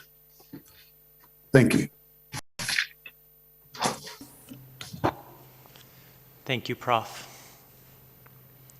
To close out the day, we now have a very special performance from some of Ireland's toughest cancer warriors, the Sea of Change Choir. This group of women cancer survivors are even in the Guinness Book of World Records for their extraordinary advocacy. Let's go now to the RTE News Studio in Dublin, Ireland, from where they'll be sending their message. Greetings from Dublin, Ireland, where in a few moments you will hear a wonderful performance from the Sea of Change Choir. This choir is made up of a group of very brave Irish women who've been affected by cancer.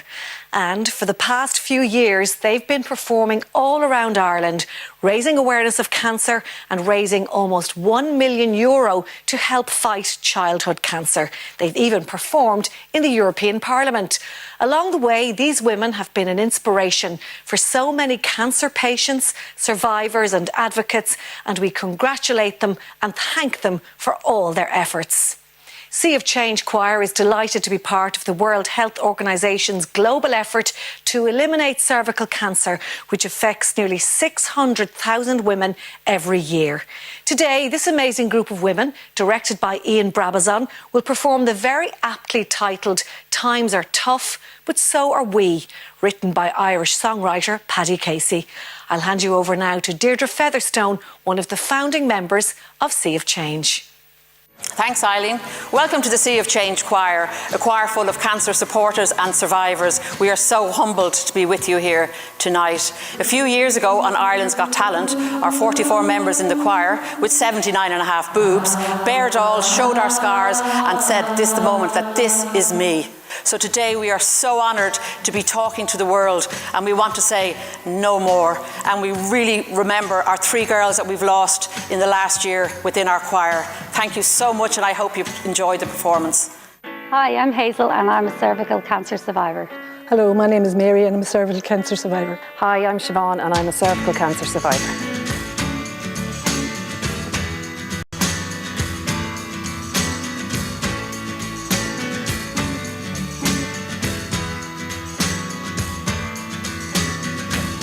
A storm has gathered on the land.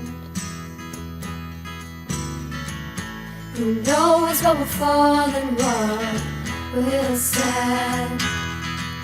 We'll preach our destruction and talk in our lives. We'll say that we're done, but we're not over yet. Well, times are tough, hey. Yeah, times are tough, hey. Yeah, times are tough, hey. But so are we. So are we. So now we have to put it down and start it all over again.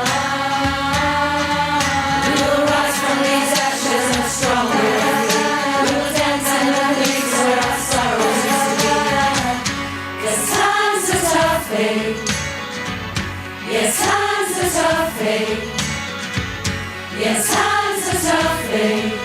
But so are we. So are we. So are we. So are we. We are standing in a row with our backs against the road, never knowing if we win, but we're never losing hope. They may think that we're defeated, but they don't know who will be. We'll have to wait and see. So let the trumpets in our hearts sound out.